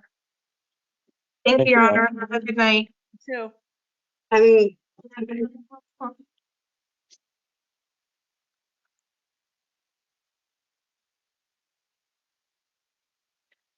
Hello, sir. Can you hear us okay? Yes, ma'am. Can I get your name? Antonio Benavides. All right, sir, we're seeing you this evening because you were picked up on a warrant out of Ajo Justice Court. It looks like you were originally charged with some misdemeanor counts of criminal trespass, as well as 2 counts of disorderly conduct. And it looks like a warrant was issued for your arrest back not too long ago on November the 25th of this year. So we're going to be talking about your release conditions and next court dates. Now, you do have the right to remain silent. Anything you say can and will be used against you. You also have the right to an attorney, and I'm appointing Joe Gukin to represent you. Sorry, I've read everything provided to me. I am going to order that you be held on the amount listed in the warrant, which is $500. That will be cash or secured. As conditions of your release, no alcohol or illegal drugs, no contact with any alleged victims, and don't go back to any of the alleged incident locations. I'm also setting this for a case management conference on December the 16th at 9 o'clock in the morning over at Ajo Justice Court. Now, sir, if you're released from custody, you need to make sure you make your court dates. If you don't, then a warrant will issue for your arrest. Do you understand? Before going back to the $500, that means somebody has to pay the $500 before I can get released. And it's cash or secured, sir. So that's, I know that there's some sort of conversion rate, but you'd have to ask somebody over there at the jail. You know, I haven't been through this process before, so I'm not familiar with whether or not you're able to let me out today. But, you know, I haven't, the last year I've gotten multiple misdemeanor tickets, but in the 12 years prior to that, I hadn't received any tickets. And I'm fairly positive in my thinking that I can stay out of jail for the next year or so. $500 is a lot of money to me. It's a lot of money to me, and I'll explain it to you right now that if you keep the $500 in place, in all likelihood, I'm going to stay in jail, which I feel is inappropriate given the expense to the county and my lack of criminal history. All right, sir, I certainly understand your perspective, and I also understand that $500 is a lot of money to almost everybody. However, the warrant I have from the Ajo court judge lists a bond of $500. It does look like that you have a number of cases outstanding. I will give you paperwork that has Ms. Gookin's number on it, so you can give her a call first thing in the morning to see if she might be able to either file a motion on your behalf or to accelerate your court date. But for right now, that Who is that person? that's the court-appointed attorney that I'm assigning to your case. She works out in Ajo. She's very experienced, and her number will be on your paperwork. Now, sir, if you're released from custody, you need to make sure you make your court dates. If you don't, a warrant will issue for your arrest. That's all for this evening. You're excused. Thank you, Your Honor.